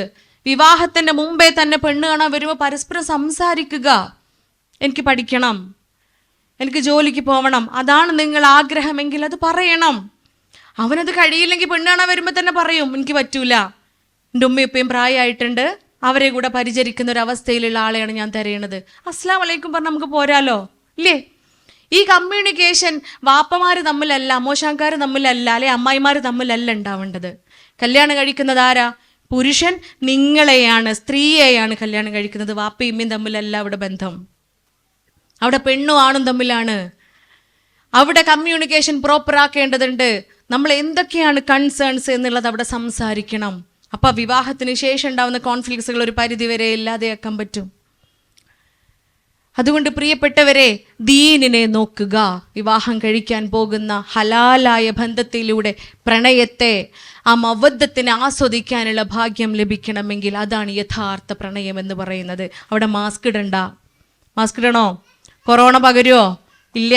മാസ്ക് ഇടാതെ എല്ലാവരുടെ മുമ്പിലും പ്രവാചകർ പറയാ, നിങ്ങൾ മക്കൾക്ക് മുൻപിൽ വെച്ച് പ്രണയം, സ്നേഹം പ്രകടിപ്പിക്കണം. ആരോട്?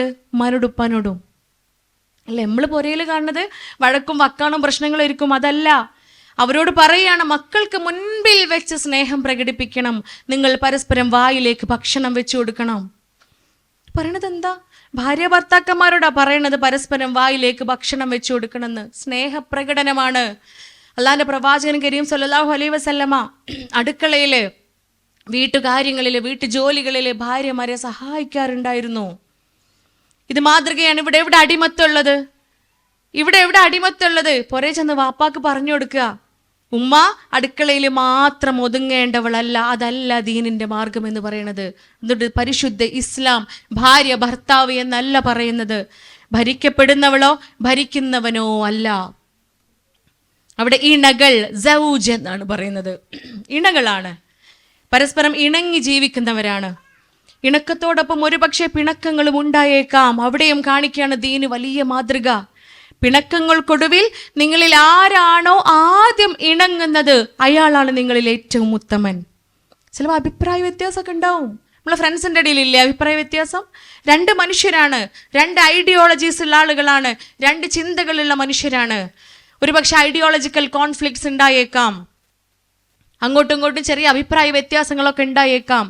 അത് പിണക്കത്തിലേക്ക് എത്തിക്കഴിഞ്ഞാൽ ആരാണോ ആദ്യം ഇണങ്ങുന്നത് അയാളാണ് നിങ്ങളിൽ ഏറ്റവും ഉത്തമൻ എന്ന് പറയുമ്പോൾ അവിടെ തോറ്റു കൊടുക്കാനുള്ള ബുദ്ധിയാണ് ഉണ്ടാവേണ്ടത്. ഇന്നാർക്കും ഇല്ലാത്തത് അല്ലേ? ക്ഷമയാണ്, തോറ്റു കൊടുക്കാനുള്ള ബുദ്ധിയാണ് ആർക്കൊന്നും ഇല്ലാത്തത്. ഞാൻ തോൽക്കൂല, ആദ്യം മൂപ്പര് മിണ്ടട്ടെ, ആദ്യം ഓള് മിണ്ടട്ടെ. ഈ വാശിയിൽ നിൽക്കുന്നതാണ് എല്ലാ പ്രശ്നങ്ങൾക്കും കാരണം. ഇന്ന് ഏറ്റവും കൂടുതൽ ഡിവോഴ്സ് വാങ്ങുന്നത് ന്യൂലി മാരേജ് കഴിഞ്ഞ ആളുകളാ. കല്യാണം കഴിഞ്ഞ് കുറച്ച് സമയമായിട്ടുണ്ടാവുള്ളൂ, 1-2 വർഷത്തിനിടയിൽ തന്നെ ഡിവോഴ്സ് ആവാണ്. കാരണം എന്താ? ക്ഷമയില്ല, തോറ്റു കൊടുക്കാനുള്ള മനസ്സില്ല. ഞാൻ തോൽക്കൂല, ഞാൻ ജയിച്ചേ നിൽക്കുകയുള്ളൂ എന്ന ബുദ്ധി. മനുഷ്യരാണ് പരസ്പര ധാരണയോടുകൂടി, പരസ്പര മനസ്സിലാക്കലോടുകൂടി. ഒരു ബസ്സിൽ കയറിയ പോലും വേണ്ടേ ആ മനസ്സിലാക്കല്? എല്ലായിടത്തും ഉണ്ട് നിയമനിർദ്ദേശങ്ങളും റൂൾസ് ആൻഡ് റെഗുലേഷൻസും. ഒരു ബസ്സിൽ കയറി ആ നിയമം നമ്മൾ പാലിക്കണം. അവിടെ ചിലപ്പോൾ അഡ്ജസ്റ്റ് ചെയ്യേണ്ടി വരും. 2 പേര് ഇരിക്കുന്ന സീറ്റിൽ ചിലപ്പോൾ 2 പേരൊന്ന് അഡ്ജസ്റ്റ് ചെയ്ത് കൊടുത്താൽ 3-മതൊരാൾക്ക് കൂടെ അവിടെ ഇരിക്കാം. നമ്മളൊന്ന് നീങ്ങി കൊടുക്കേണ്ടി വരും. ബ്രേക്ക് പിടിക്കുമ്പോൾ മുറുക്കി പിടിച്ചിരിക്കേണ്ടി വരും. മൈ ലൈഫ് മൈ ചോയ്സ് എന്ന് പറഞ്ഞ് ബസ്സിലോട്ട് നിന്നാൽ എങ്ങനെ ഉണ്ടാവും? ഒന്നെങ്കിൽ ഡ്രൈവറെ മടിയുണ്ടാവും, അല്ലെങ്കിൽ ബാക്കത്തെ സീറ്റിലുണ്ടാവും, ഇല്ലേ? അപ്പോൾ ഒരു ബസ്സിലാണെങ്കിലും റൂൾസ് ഉണ്ട്, നിയമങ്ങളുണ്ട്. ഒരു ഓഫീസിൽ പോയാൽ ദർ ഇസ് റൂൾസ്. ക്യൂ നിൽക്കണം. ഇത് എത്ര വലിയ ഡോക്ടറായിട്ടും എഞ്ചിനീയറായിട്ടും കാര്യമില്ല. മുമ്പ് പോയാൽ കോളർ പിടിച്ച് ബാക്കിക്കട് വരുത്തും. എവിടേക്ക് വെച്ച് പോകണം, ഞങ്ങളൊക്കെ മണിക്കൂറായി ഇവിടെ നിൽക്കണമെന്ന് നോക്കും. അവിടെ റൂൾസ് ഉണ്ട്. സ്കൂളിലുണ്ട്. 10 മണിക്ക് ബെല്ലടിക്കുന്നു പറഞ്ഞാൽ നമ്മൾ 10:30 കയറി ചെന്നാൽ ഫസ്റ്റ് അവർ അറ്റൻഡൻസ് ഉണ്ടാവില്ല. 4 മണിക്ക് കഴിയുന്ന സ്കൂളിൽ നിന്ന് ആരും 3:30 ഇറങ്ങി പോരൂല. ലാസ്റ്റ് അവർ അറ്റൻഡൻസ് കിട്ടൂല. അവിടെയൊക്കെ നമ്മൾ നിയമങ്ങളും നിർദ്ദേശങ്ങളും പാലിക്കാൻ ബാധ്യസ്ഥരാണ്. നമ്മൾ പാലിക്കുകയും ചെയ്യും, ഒരു പ്രശ്നവുമില്ലാതെ. ഇതുപോലെ തന്നെയാണ് പ്രിയപ്പെട്ടവരെ, മക്കളൊക്കെ മരിക്കണതിൻ്റെ മുമ്പ് നിങ്ങൾ മരിക്കൂട്ടോ എന്ന്. നിങ്ങളെ മക്കളൊക്കെ മരിക്കണതിൻ്റെ മുമ്പ് നിങ്ങൾ മരിക്കും. ഉടനെ രാജാവ് എന്ത് പറഞ്ഞു? അയാളെ കഴുത്തറുക്കുക. അയാളെ തല വെട്ടാൻ പറഞ്ഞു, അയാളെ തല വെട്ടി. അടുത്ത ജ്യോത്സ്യം വരികയാണ്. ജ്യോത്സ്യൻ ഇങ്ങനെ ആലോചിച്ചിട്ട് പിന്നെ രാജാവിനോട് പറഞ്ഞു, നിങ്ങളെ 4 മക്കൾ മരിച്ചാലും നിങ്ങൾ മരിക്കൂല. എന്ത് ചെയ്തു? അയാൾക്ക് രാജ്യത്തിൻ്റെ പകുതി കൊടുക്കുകയാണ്. രണ്ടും ഒരേ കാര്യം പറഞ്ഞത് അല്ലേ? രണ്ടും ഒരേ കാര്യം പറഞ്ഞത്. പക്ഷേ ആ പറഞ്ഞതിൻ്റെ ഒരു രൂപമുണ്ട്, ഒരു രീതിയുണ്ട്, ഒരു പ്രകടന രീതിയുണ്ട്. അതാണ് സംസാരം എന്ന് പറയുന്നത്. അതുകൊണ്ട് സംസാരം എവിടെയും നമ്മൾ സൂക്ഷിക്കേണ്ടതുണ്ട്. ബന്ധങ്ങളിലേക്ക് എത്തുമ്പോൾ അതാരുമാവട്ടെ, ഫ്രണ്ട്സ് ആയിക്കോട്ടെ, മാതാപിതാക്കളായിക്കോട്ടെ, ഭാര്യ ഭർത്താക്കന്മാരായിക്കോട്ടെ, സംസാരിക്കുന്ന സമയത്ത് 2-3 തവണ നമ്മൾ ചിന്തിക്കുക, ഞാനിത് പറയേണ്ടതുണ്ടോ, ഞാൻ ഇവിടെ ഇത് പറയേണ്ടതുണ്ടോ? കാരണം അവിടെ നമ്മൾ കയറി ചെല്ലുന്ന വീട്ടിലൊരു ചെടി നട്ട് മാറ്റുന്നത് പോലെയാ. നമ്മൾ വളർന്ന് വന്ന ആ ഭൂമിയിൽ നിന്നും വേരോടെ പിഴുത് മറ്റൊരു ഭൂമിയിൽ നമ്മളെ നടുകയാണ് അല്ലേ? ഇതാണ് വിവാഹം എന്ന് പറയുന്നത്. അവിടെ വേര് ആഴ്ന്നിറങ്ങണം. അതിനാവശ്യമായ വെള്ളവും വളവും ഒക്കെ അവിടെ കിട്ടേണ്ടതുണ്ട്. ഒരു പക്ഷെ ആ ചുറ്റുപാടുമായി അവിടെ അപ്പുറം ഇപ്പുറമുള്ള മറ്റു മരങ്ങളൊക്കെ ആയിട്ട് നമ്മൾ ഇടപഴകാൻ ശീലിക്കണം. അവിടെ ചിലപ്പോൾ ഒന്ന് അങ്ങോട്ടോ ഇങ്ങോട്ടോ ചാഞ്ഞു കൊടുക്കേണ്ടി വരും. വെയിൽ കിട്ടുന്ന ഭാഗത്തേക്ക് നമ്മൾ ചെരിഞ്ഞ് വളരേണ്ടി വരും. ഇതുപോലെയാണ് പ്രിയപ്പെട്ടവരെ. അതുകൊണ്ട് അഡ്ജസ്റ്റ്മെൻറ്റ് എന്ന് പറഞ്ഞാൽ ജീവിതത്തിൽ നമ്മൾ സ്വീകരിക്കേണ്ട ഒരു രീതിയാണ്. ഒരു ഹോസ്റ്റലിൽ പോയി അഡ്ജസ്റ്റ് ചെയ്യേണ്ടി വരില്ലേ? ചിലപ്പോൾ 6 കുട്ടികൾക്ക് ഒരു ബാത്റൂമാണ് ഉണ്ടാവുക. നമ്മൾ ക്യൂ നിൽക്കൂലേ? അല്ലെങ്കിൽ ബാത്റൂമിന് വേണ്ടി നമ്മൾ വെയിറ്റ് ചെയ്യും. അവിടെ അഡ്ജസ്റ്റ് ചെയ്യാനുള്ള മെൻറ്റാലിറ്റി ഉണ്ട്. അതേ ക്ഷമ, അതേ സഹകരണ ശേഷി കുടുംബ ജീവിതത്തിലും വിവാഹ ജീവിതത്തിലും കാണിക്കുകയേ വേണ്ടുള്ളൂ. അത്ര മനോഹരമാണ് ദീന് കാണിക്കുന്ന, ഇസ്ലാം കാണിക്കുന്ന വിവാഹ ബന്ധം എന്ന് പറയുന്നത്. നിങ്ങൾ സ്ത്രീകളെ അടിക്കുവാൻ പാടില്ല, അവരെ കുറ്റപ്പെടുത്തുവാൻ പാടില്ല. അള്ളാന്റെ പ്രവാചകരാ പറയുന്നത്. ഒരിക്കൽ പോലും ആയിഷ ബീവി പറയുന്നുണ്ട് റളിയല്ലാഹു അൻഹ, ഒരിക്കൽ പോലും ഭാര്യമാരെയോ അടിമകളെയോ അള്ളാന്റെ പ്രവാചകർ അടിച്ചിട്ടില്ല എന്ന്. അതുകൊണ്ട് ഇസ്ലാമിന്റെ രീതിയല്ല ഭാര്യമാരെ അടിക്കൽ. നിങ്ങളിൽ ഏറ്റവും ഉത്തമൻ, നിങ്ങളിൽ ഏറ്റവും നീചൻ അവളുടെ ന്യൂനതകൾ മറ്റുള്ളവരോട് പറയുന്നവനാണ് എന്ന്. ഉത്തമൻ അവളോട് ഏറ്റവും മനോഹരമായി പെരുമാറുന്നവനാണെന്ന് പറയുമ്പോൾ നീചൻ ആരാ? നമ്മളുടെ കുറവുകൾ, കുറ്റങ്ങൾ മറ്റുള്ളവരോട് പറയുന്നവനാണ് എന്ന്. ഇത്രയേറെ സംരക്ഷണമാണ്. ഇനി സാമ്പത്തികമായോ ഒരു സ്ത്രീക്ക് എത്രത്തോളം ഭദ്രത നൽകുന്നുണ്ട് എന്നറിയോ? നമ്മളെ നോക്കേണ്ടത് ആരാ? എന്നെ നോക്കേണ്ടത് ആരാ? ഞാനാ? അല്ല, എന്നെ കെട്ടിക്കണവരെ ആരാ നോക്കിയത്? ആരാ നോക്കേണ്ടിരുന്നത്? ഉപ്പയാണ്. എൻ്റെ വാപ്പ എന്നെ നോക്കേണ്ടിരുന്നത്. വാപ്പ നോക്കി, വാപ്പ എന്ത് ചെയ്തു? ഭർത്താവിനെ ഏൽപ്പിച്ചു കൊടുത്തു. പിന്നെ ആരാ നോക്കേണ്ടത്? എൻ്റെ ഭർത്താവാണ്.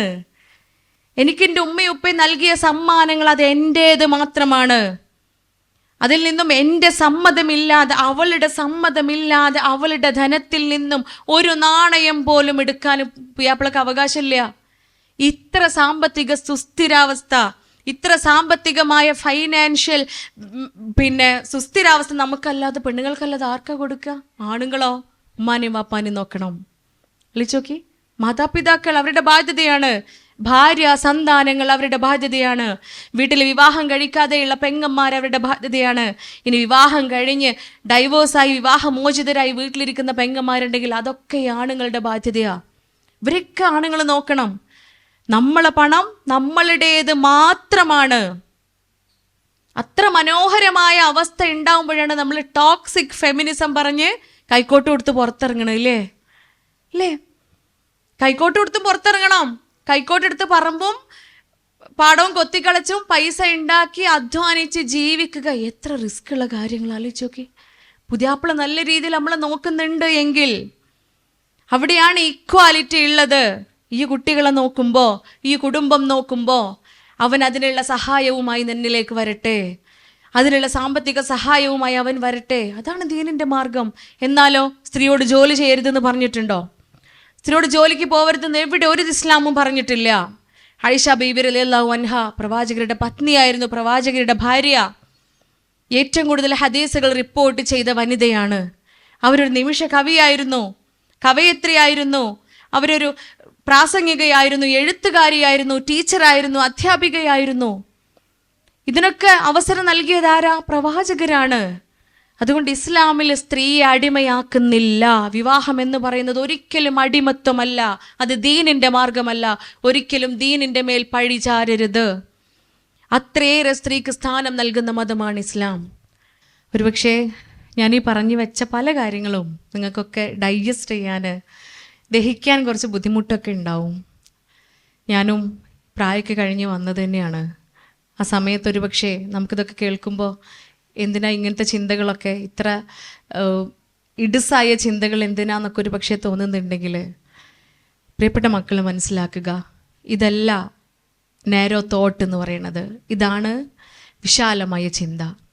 ഇതാണ് ഏറ്റവും വിശാലമായ, ഏറ്റവും ബ്രോഡ് തോട്ട് ഇതാണ് എന്ന ചിന്തയിലേക്ക്, ബുദ്ധിയിലേക്ക്, യുക്തിയിലേക്ക് എൻ്റെ മക്കൾ എത്തേണ്ടതുണ്ട്. അതുകൊണ്ട് ഇസ്ലാം ഒരിക്കലും വിവാഹം ഒരു സ്ത്രീയുടെ അടിമത്തമാക്കി മാറ്റുന്നില്ല, സ്ത്രീയെ അടിമപ്പെടുത്തുന്നില്ല എന്നതാണ് ഏറ്റവും ആദ്യം മനസ്സിലാക്കേണ്ടത്. അത്രയേറെ പുരുഷന്മാരോട് സ്ത്രീയുടെ അവകാശങ്ങളെക്കുറിച്ച് പ്രതിപാദിക്കുന്ന, അവനോട് ഉത്ബോധനം ചെയ്യുന്ന ഒരു മതം കൂടിയാണ് ഇസ്ലാം. അതുകൊണ്ട് വിവാഹത്തെ ഇഷ്ടപ്പെടാത്ത ആളുകൾ, വിവാഹം വേണ്ട എന്ന് പറയുന്ന ഒരുപാട് പെൺകുട്ടികളുണ്ട്. കല്യാണം കഴിക്കണ്ട എന്ന് ചിലപ്പോൾ അവരുടെ ധാരണയിൽ വരുന്നത് ഈ ജനറലൈസേഷനോട് കൂടിയിട്ടായിരിക്കും. വീട്ടിലൊരു പക്ഷേ സന്തോഷമുള്ള ജീവിതം കാണുന്നുണ്ടാവില്ല. ഉമ്മ ഉപ്പ എപ്പോഴും വഴക്കായിരിക്കും. കൂടെയുള്ള കുട്ടികൾ വിവാഹം കഴിഞ്ഞ് നിക്കാഹ് കഴിഞ്ഞ് കുട്ടികളൊക്കെ ഒരു പക്ഷേ അവിടുത്തെ കഥകൾ വന്ന് പറയുന്നുണ്ടാവും, ഈ ഭർത്താവിൻ്റെ വീട്ടിലെ കഥകൾ. അതൊന്നും ഒരു പക്ഷേ നല്ലത് പോസിറ്റീവായിട്ടുള്ള കഥകളാവില്ല, അനുഭവങ്ങളാവില്ല. മനുഷ്യൻ്റെ ഒരു പ്രത്യേകത എന്താണെന്നറിയോ?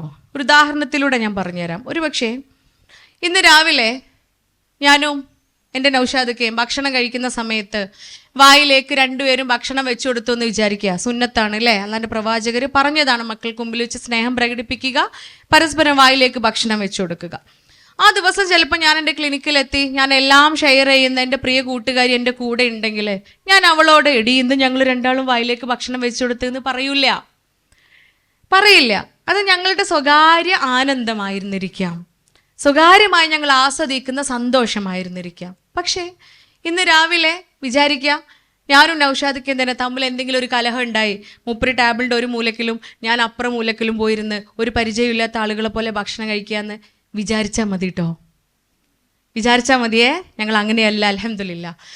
അന്ന് ഒരു പക്ഷേ ക്ലിനിക്കിൽ എത്തിക്കഴിഞ്ഞാൽ ഞാൻ എൻ്റെ ബെസ്റ്റ്, ഈ പറഞ്ഞ പോലെ ബെസ്റ്റ് ഫ്രണ്ടിനെ കണ്ടാൽ പറയുമായിരിക്കും, സങ്കടപ്പെട്ടിരിക്കുമ്പോൾ തന്നെ ചോദിക്കുമായിരിക്കും എന്തേ, നീ ചോദിച്ചിട്ടില്ലെങ്കിലും പറയുമായിരിക്കും, ഞങ്ങൾ തമ്മിൽ ഇന്നൊരു കലഹം ഉണ്ടായി, ഞങ്ങൾ തമ്മിൽ ഇന്ന് തെറ്റി, അല്ലെങ്കിൽ അമ്മായിമ്മ എന്നെ ചീത്ത അറിഞ്ഞു, അല്ലെങ്കിൽ അമ്മായിമ്മ പറഞ്ഞൊരു കാര്യം എനിക്ക് അനുസരിക്കാൻ തോന്നിയില്ല, വാട്ട് എവർ ഇറ്റ് ഈസ്. അത് നെഗറ്റീവ് ഇമോഷൻ ഉണ്ടാക്കിയ, നമ്മൾക്കുള്ളിൽ ഫീലിങ്സ് ഉണ്ടാക്കിയ ഒന്നാണോ അത് നമ്മൾ ഷെയർ ചെയ്യും. അതെപ്പോഴും അങ്ങനെയാണ്. ദുഃഖങ്ങളും പ്രയാസങ്ങളുമാണ് മനുഷ്യൻ പങ്കുവെക്കാൻ ആഗ്രഹിക്കുന്നത്. പക്ഷെ ആനന്ദം നിറഞ്ഞ, സന്തോഷവും ആഹ്ലാദവും നിറഞ്ഞ നിമിഷങ്ങൾ പലപ്പോഴും നമ്മൾ ഷെയർ ചെയ്യൂല, പങ്കുവെക്കാൻ ആഗ്രഹിക്കൂല.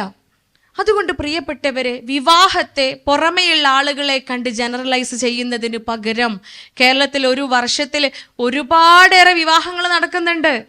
ആ വിവാഹത്തിൻ്റെ 1% പോലും ആ വർഷം ഡിവോഴ്സ് ആവുന്നില്ല.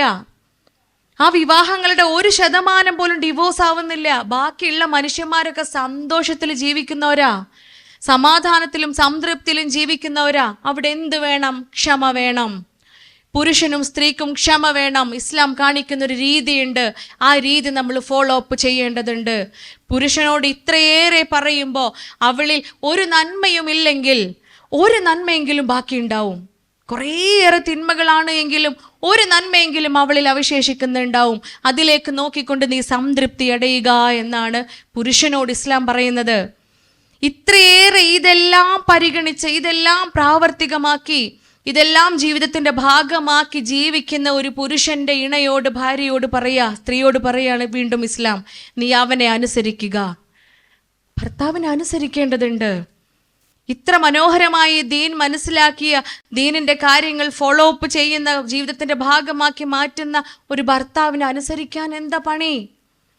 വാപ്പ മരിച്ചാൽ പോലും, നമ്മുടെ വാപ്പ മരണപ്പെട്ടിട്ടുണ്ടെങ്കിൽ പോലും ഭർത്താവിൻ്റെ സമ്മതമില്ലാതെ വീട്ടിൽ നിന്ന് പുറത്തിറങ്ങാൻ പാടില്ല. അതാണ് ഇസ്ലാം. ആദമിൻ്റെ സന്തതികളെ, പെൺകുട്ടികളെ എന്ന് പറഞ്ഞിട്ട് പറയാണ്, നിങ്ങളോട് ഒരാളുടെ മുൻപിൽ സുജൂദ് ചെയ്യാൻ പറയുമായിരുന്നുവെങ്കിൽ അത് നിങ്ങളുടെ ഭർത്താവിൻ്റെ മുൻപിലാവുമായിരുന്നേനെ. അത്രയേറെ പരിഗണന നൽകേണ്ടതുണ്ട്, അത്രയേറെ സ്നേഹവും ബഹുമാനവും നൽകേണ്ടതുണ്ട് ഭാര്യ ഭർത്താക്കന്മാർ പരസ്പരം. അതാണ് ദീന്, അതാണ് ഇസ്ലാം. അവൻ്റെ അഭാവത്തിൽ അവന് പ്രിയപ്പെട്ടതെല്ലാം സംരക്ഷിക്കുക. അവൻ്റെ സമ്പത്ത്, അവളുടെ ശരീരം, അവരുടെ മക്കൾ, ഇവയെല്ലാം സംരക്ഷിക്കേണ്ട ബാധ്യത സ്ത്രീക്കാണുള്ളത്, അല്ലേ? ഭർത്താക്കന്മാരറിയാതെ, ഭാര്യമാരറിയാതെ മറ്റു പല ബന്ധങ്ങളും നിലനിർത്തുന്ന എത്ര ആളുകളാ. ആലോചിച്ച് നോക്കൂ. ഒട്ടും എണ്ണം കുറവല്ല. ഏറ്റവും കൂടുതൽ ഡൈവേഴ്സ് നടക്കുന്നത് അതിൻ്റെ പേരിലായിരിക്കും. ഭർത്താവ് ഉണ്ടാവും, ചിലവൊക്കെ നോക്കാൻ പൈസയൊക്കെ അയച്ചു തരാൻ ഒരാൾ, അപ്പുറത്തോ ചാറ്റ് ചെയ്യാൻ സുഖല്ലേ എന്ന് ചോദിക്കാൻ ഒരാൾ, എന്നെ കാണാൻ എന്ത് ഭംഗിയാന്ന് പറയാൻ ഒരാൾ, നിന്റെ സ്വഭാവം നല്ല രസാന്ന് പറയാൻ ഒരാൾ, ഈ ഇല്ലാതെ എനിക്ക് പറ്റൂല എന്ന് പറയാൻ അപ്പുറത്തൊരാൾ, ഇല്ലേ? പനിയായി ജലദോഷം പിടിച്ച് ഹോസ്പിറ്റലൈസ് ചെയ്യേണ്ടി വരുമ്പോൾ, അസുഖം വന്ന് ഹോസ്പിറ്റലൈസ് ചെയ്യേണ്ടി വരുമ്പോൾ ഈ സാരിൻ്റെയും ചുരിദാറിൻ്റെയും ഡ്രസ്സിൻ്റെയും കണ്ണിൻ്റെയും മൂക്കിൻ്റെയും ഭംഗി ഒരു പക്ഷേ ജീവിതത്തിൻ്റെ പ്രാരാബ്ദങ്ങളിൽ പറയാൻ മറന്നുപോയ ഇണയായിരിക്കും കൂടെ ഉണ്ടാവുക. ഹോസ്പിറ്റലിലേക്ക് കൊണ്ടുപോകാനേ, വാരി തരാന്, ബാത്റൂമിൽ പോയി കുളിപ്പിക്കാന്, ഒരു അറപ്പും വെറുപ്പും കൂടാതെ നമ്മളെ സംരക്ഷിക്കാൻ അയാളെ ഉണ്ടാവുള്ളൂ. ഫോണിൻ്റെ അപ്പുറത്ത് ചാറ്റ് ചെയ്ത മനുഷ്യൻ ഉണ്ടായിക്കൊള്ളുന്നില്ല. അതുകൊണ്ട് മനസ്സിലാക്കുക, ഹറാമാണ്, തെറ്റാണ്, വ്യഭിചാരമാണ്. അത്തരം തെറ്റുകളിലേക്ക് പോകുമ്പോൾ അതൊക്കെ മനസ്സിന് സുഖം കിട്ടുന്ന കാര്യങ്ങളാ, അല്ലേ? കാരണം ഡോപ്പാമൈൻ ഉണ്ടാവും, നേരത്തെ പറഞ്ഞ പോലെ. അതുകൊണ്ട് കുടുംബത്തെ നശിപ്പിക്കുന്ന അത്തരം തെറ്റുകളിലേക്ക് പോവാതിരിക്കുക, അത്തരം സാഹചര്യങ്ങൾ ഉണ്ടാക്കാതിരിക്കുക. ക്ഷമയാണ് വേണ്ടത് എല്ലാ ബന്ധങ്ങൾക്കുള്ളിലും. ഉമ്മയാണ്, എന്നെ പ്രസവിക്കാത്ത ഉമ്മയാണ് എൻ്റെ ഭർത്താവിൻ്റെ ഉമ്മ. പക്ഷെ അദ്ദേഹത്തെയും അദ്ദേഹത്തിൻ്റെ ഉമ്മയുടെയും ഇടയിലുള്ള ബന്ധം ഊഷ്മളമാക്കേണ്ടത് എൻ്റെ ബാധ്യതയാണ്. കാരണം അദ്ദേഹത്തിൻ്റെ സ്വർഗം അവരുടെ ഉമ്മയാ. അദ്ദേഹത്തിൻ്റെ ബാധ്യതയാണ് അദ്ദേഹത്തിൻ്റെ ഉമ്മ. പരിചരിക്കേണ്ടതുണ്ട്, ഞാൻ സ്നേഹിക്കേണ്ടതുണ്ട്. ഒരു സ്ത്രീയെ കൗൺസിലിങ്ങിന് കൊണ്ടത് എന്തിനാണെന്നറിയോ? ഗൾഫിലാണ് അവർ താമസം. ഉമ്മാക്ക് പ്രായമായി, ഉമ്മാനെ നോക്കാൻ ആ മകന് ഗൾഫിൽ നിന്ന് നാട്ടിക്ക് വരണം. മരുമോള് വരാൻ തയ്യാറല്ല. ഞാൻ വരൂല, എനിക്കാവൂല നിങ്ങളെ ഉമ്മാനെ നോക്കാനെന്ന്, എനിക്കാവൂല നിങ്ങളുടെ ഉമ്മയെ നോക്കാനെന്ന് ദാഷ്ട്യം പിടിച്ച പെണ്ണിനെ കൗൺസിലിങ്ങിന് കൊണ്ടുവരിക. എങ്ങനെയാ മനസ്സ് ഇത്രയേറെ കട്ടിയുള്ളതായത്? എന്തുകൊണ്ടാ? ആ സ്വർഗത്തെ മനസ്സിലാക്കാത്തത് കൊണ്ടാ. ആര് പറഞ്ഞു ഭർത്താവിൻ്റെ ഉമ്മ നമ്മുടെ ബാധ്യതയല്ലാന്ന്? അതിന് ഫത്തവയും കൊണ്ട് നടക്കുന്ന കുറേ ആളുകളെ കണ്ടിട്ടുണ്ട്. അയൽപക്കത്തൊരു സ്ത്രീ ഉണ്ടെങ്കിൽ പോലും, അയൽപക്കത്തൊരു മനുഷ്യനുണ്ടെങ്കിൽ പോലും, അയൽപക്കത്തുള്ള ആളെ ഞാൻ എന്നെ പോലെ സ്നേഹിക്കുന്നത് വരെ ഞാൻ വിശ്വാസിയാവുകയില്ല എന്ന് പ്രവാചകൻ കരീം സല്ലല്ലാഹു അലൈഹി വസല്ലമ പഠിപ്പിച്ചിട്ടുണ്ടെങ്കിൽ ഇത് അയൽപക്കല്ല, അത് ഉമ്മയാ. കല്യാണം കഴിച്ച ഭർത്താവിൻ്റെ ഉമ്മയാണ്. അവിടെ ഞാൻ വിശ്വാസിയാവുകയില്ല എങ്കിൽ, ഇവിടെ ഞാൻ അവരെ പരിചരിക്കാതിരുന്നാൽ, അവരെ സ്നേഹിക്കാതിരുന്നാൽ എങ്ങനെ ഞാൻ വിശ്വാസിയാകും? അതാണ് ദീന്. അവിടെ മാത്രം ഓരമ്മ ഓരോ ബാധ്യതയല്ലേ, ഓര് നോക്കട്ടെ, എൻ്റെ ബാധ്യതയല്ലല്ലോ. നമുക്ക് എന്ത് ബാധ്യതയുള്ളത്? നമുക്ക് നമ്മുടെ പാരൻസിനെ ഫൈനാൻഷ്യലി കെയർ ചെയ്യേണ്ട ബാധ്യതയില്ല. ഇസ്ലാമിൻ്റെ റൂൾ അങ്ങനെയാണ്. ആൺകുട്ടികളുണ്ടെങ്കിൽ അവരുടേതാണ് നിയമം, അവരാണ് പരിചരിക്കേണ്ടത്. നോക്കണ്ട എന്നല്ല പറയുന്നത്. മിക്ക കുട്ടികളും ബാധിക്കുന്ന കാര്യങ്ങളാണിത്. ഞാൻ എൻ്റെ കുടുംബം നോക്കുക, അവരവരുടെ കുടുംബം നോക്കുക. അങ്ങനെയല്ല ദീന്. രണ്ടും കുടുംബങ്ങളാണ്. രണ്ടുപേരും അങ്ങോട്ടും ഇങ്ങോട്ടും സഹകരിക്കേണ്ടതുണ്ട്, പരിചരിക്കേണ്ടതുണ്ട്. അതുകൊണ്ട് ഇസ്ലാം അടിമത്വമല്ല. ആ ചിന്ത വരണമെങ്കിൽ സ്വർഗം പഠിക്കണം, നരകം പഠിക്കണം, അള്ളാഹുവിനെ ഉൾക്കൊള്ളണം. ആ ദീനി ബോധത്തോടുകൂടി ജീവിതത്തിൻ്റെ സമഗ്ര മേഖലകളിലും, വസ്ത്രധാരണയിലാണെങ്കിലും, ഇബാദത്തുകളിലൂടെയാണെങ്കിലും, ബന്ധങ്ങൾക്കുള്ളിലാണെങ്കിലും ദീനിനെ മുറുകെ പിടിച്ചുകൊണ്ട് ഇഹലോകവും പരലോകവും മനോഹരമാക്കത്തക്ക രൂപത്തിൽ എന്നും നിങ്ങളുടെ മാതാപിതാക്കൾ പ്രാർത്ഥിക്കുന്നുണ്ട്. ഖുർറത്തൈൻ, കൺകുളിർമയാക്കി മാറ്റണമേ. ആരെ? നിങ്ങളെ, ഇണകളെ, ബന്ധങ്ങളെ, കുടുംബങ്ങളെ പരസ്പരം കൺകുളിർമയാക്കി മാറ്റണമേ. നിങ്ങളെ ഓർത്ത് അഭിമാനിക്കണം. ആരുടെ ഉമ്മയുപ്പയാ? ആ ചാടിപ്പോയ കുട്ടിൻ്റെ ഉമ്മ ഉപ്പ, ആ തോന്നിയ ദിവസം കാണിച്ച കുട്ടീൻ്റെ ഉമ്മ ഉപ്പ, ആ വൃത്തികേട് കാണിച്ച കുട്ടീൻ്റെ ഉമ്മ ഉപ്പ എന്ന് പറഞ്ഞ് തല താഴ്ത്തി നടക്കുന്നതാണോ? അതല്ല, ഇന്ന മകളുടെ ഉപ്പയാണ് ഉമ്മയാണെന്ന് പറഞ്ഞ അഭിമാനത്തോടെ തലയുയർത്തി നടക്കുന്ന മാതാപിതാക്കളാണോ നമ്മുടെ ഉമ്മയും ഉപ്പയും ആയിത്തീരേണ്ടതെന്ന് ഇവിടെ ചിന്തിക്കണം, ഇവിടെ പ്രവർത്തിക്കണം. ഇൻഷാ അല്ലാഹ് ഏറ്റവും നല്ല മക്കളായി തീരുവാൻ, ഏറ്റവും നല്ല ഭാവിയുള്ള, ഏറ്റവും നല്ല പരലോക ജീവിതം ലഭിക്കുന്നവരുടെ കൂട്ടത്തിൽ പടച്ചോൻ നമ്മെ ഓരോരുത്തരെയും ഉൾപ്പെടുത്തുമാറാവട്ടെ. ഇവിടെ നിന്ന് ലഭിച്ച കാര്യങ്ങൾ ഇവിടെ നിന്ന് ഇറങ്ങിപ്പോകുമ്പോൾ ഇവിടെ ഉപേക്ഷിച്ച് പോകാനല്ല, ഹൃദയത്തിൻ്റെ ഉള്ളിൽ കൊണ്ട് നടക്കുക. അത് പ്രാക്ടിക്കലാക്കേണ്ടിടത്ത്, അത് ചിന്തിക്കേണ്ടിടത്ത്, പ്രാവർത്തികമാക്കേണ്ടിടത്ത് എടുത്ത് ഉപയോഗപ്പെടുത്താനുള്ള വിശാല മനസ്കതയിലേക്ക് നമ്മൾ ഓരോരുത്തരും എത്തുമാറാവട്ടെ ഇൻഷാ അല്ലാഹ്. ഇനി ഇതിൻ്റെ അപ്പുറത്തേക്ക് നിങ്ങൾക്കുള്ളിൽ ഒരുപാട് ആശങ്കകളും പ്രയാസങ്ങളൊക്കെ ഉണ്ടാവും, ഒരുപക്ഷെ സംശയങ്ങളുണ്ടാവും. അങ്ങനെ ഉണ്ടെങ്കിൽ കുറച്ച് നേരം നമുക്കത് ഡിസ്കസ് ചെയ്യാം. റെഡിയാണോ? സംശയങ്ങളുണ്ടെങ്കിൽ ചോദിക്കാം, വിളിക്കാനൊന്നും നിൽക്കണ്ട, സധൈര്യം വരാം. വളരെ മനോഹരമായൊരു ചോദ്യം നിങ്ങളുടെ അടുത്തുനിന്ന് വന്നിട്ടുണ്ട്. മരുമക്കൾക്ക് ഭർത്താവിൻ്റെ മാതാപിതാക്കളോടുള്ള ബാധ്യതകൾ പറഞ്ഞല്ലോ, അതുപോലെ അമ്മായിമാക്കും അമ്മോശാക്കും മരുമക്കളോട് വല്ല ബാധ്യതയുണ്ടോ? അതുപോലെ ഭർത്താവിന് ഈ സ്ത്രീയുടെ ഭാര്യയുടെ ഉമ്മമാരോടും ഉമ്മയോടും ഉപ്പയോടും ബാധ്യതയുണ്ടോ എന്ന്. ഇവിടെ ഭർത്താവിൻ്റെ ഉമ്മ, ഭാര്യയുടെ ഉമ്മ എന്ന രീതിയെ നമുക്ക് മാറ്റാം. ഇസ്ലാമിൽ ഭർത്താവിൻ്റെ ഉമ്മ, ഭാര്യയുടെ ഉമ്മ എന്നില്ല, ഉമ്മ ഉപ്പ എന്നാണുള്ളത്. ഉമ്മമാർക്ക്, മാതാപിതാക്കൾക്ക് മക്കളോട് തീർച്ചയായും ബാധ്യതയുണ്ട്, ഇല്ലേ?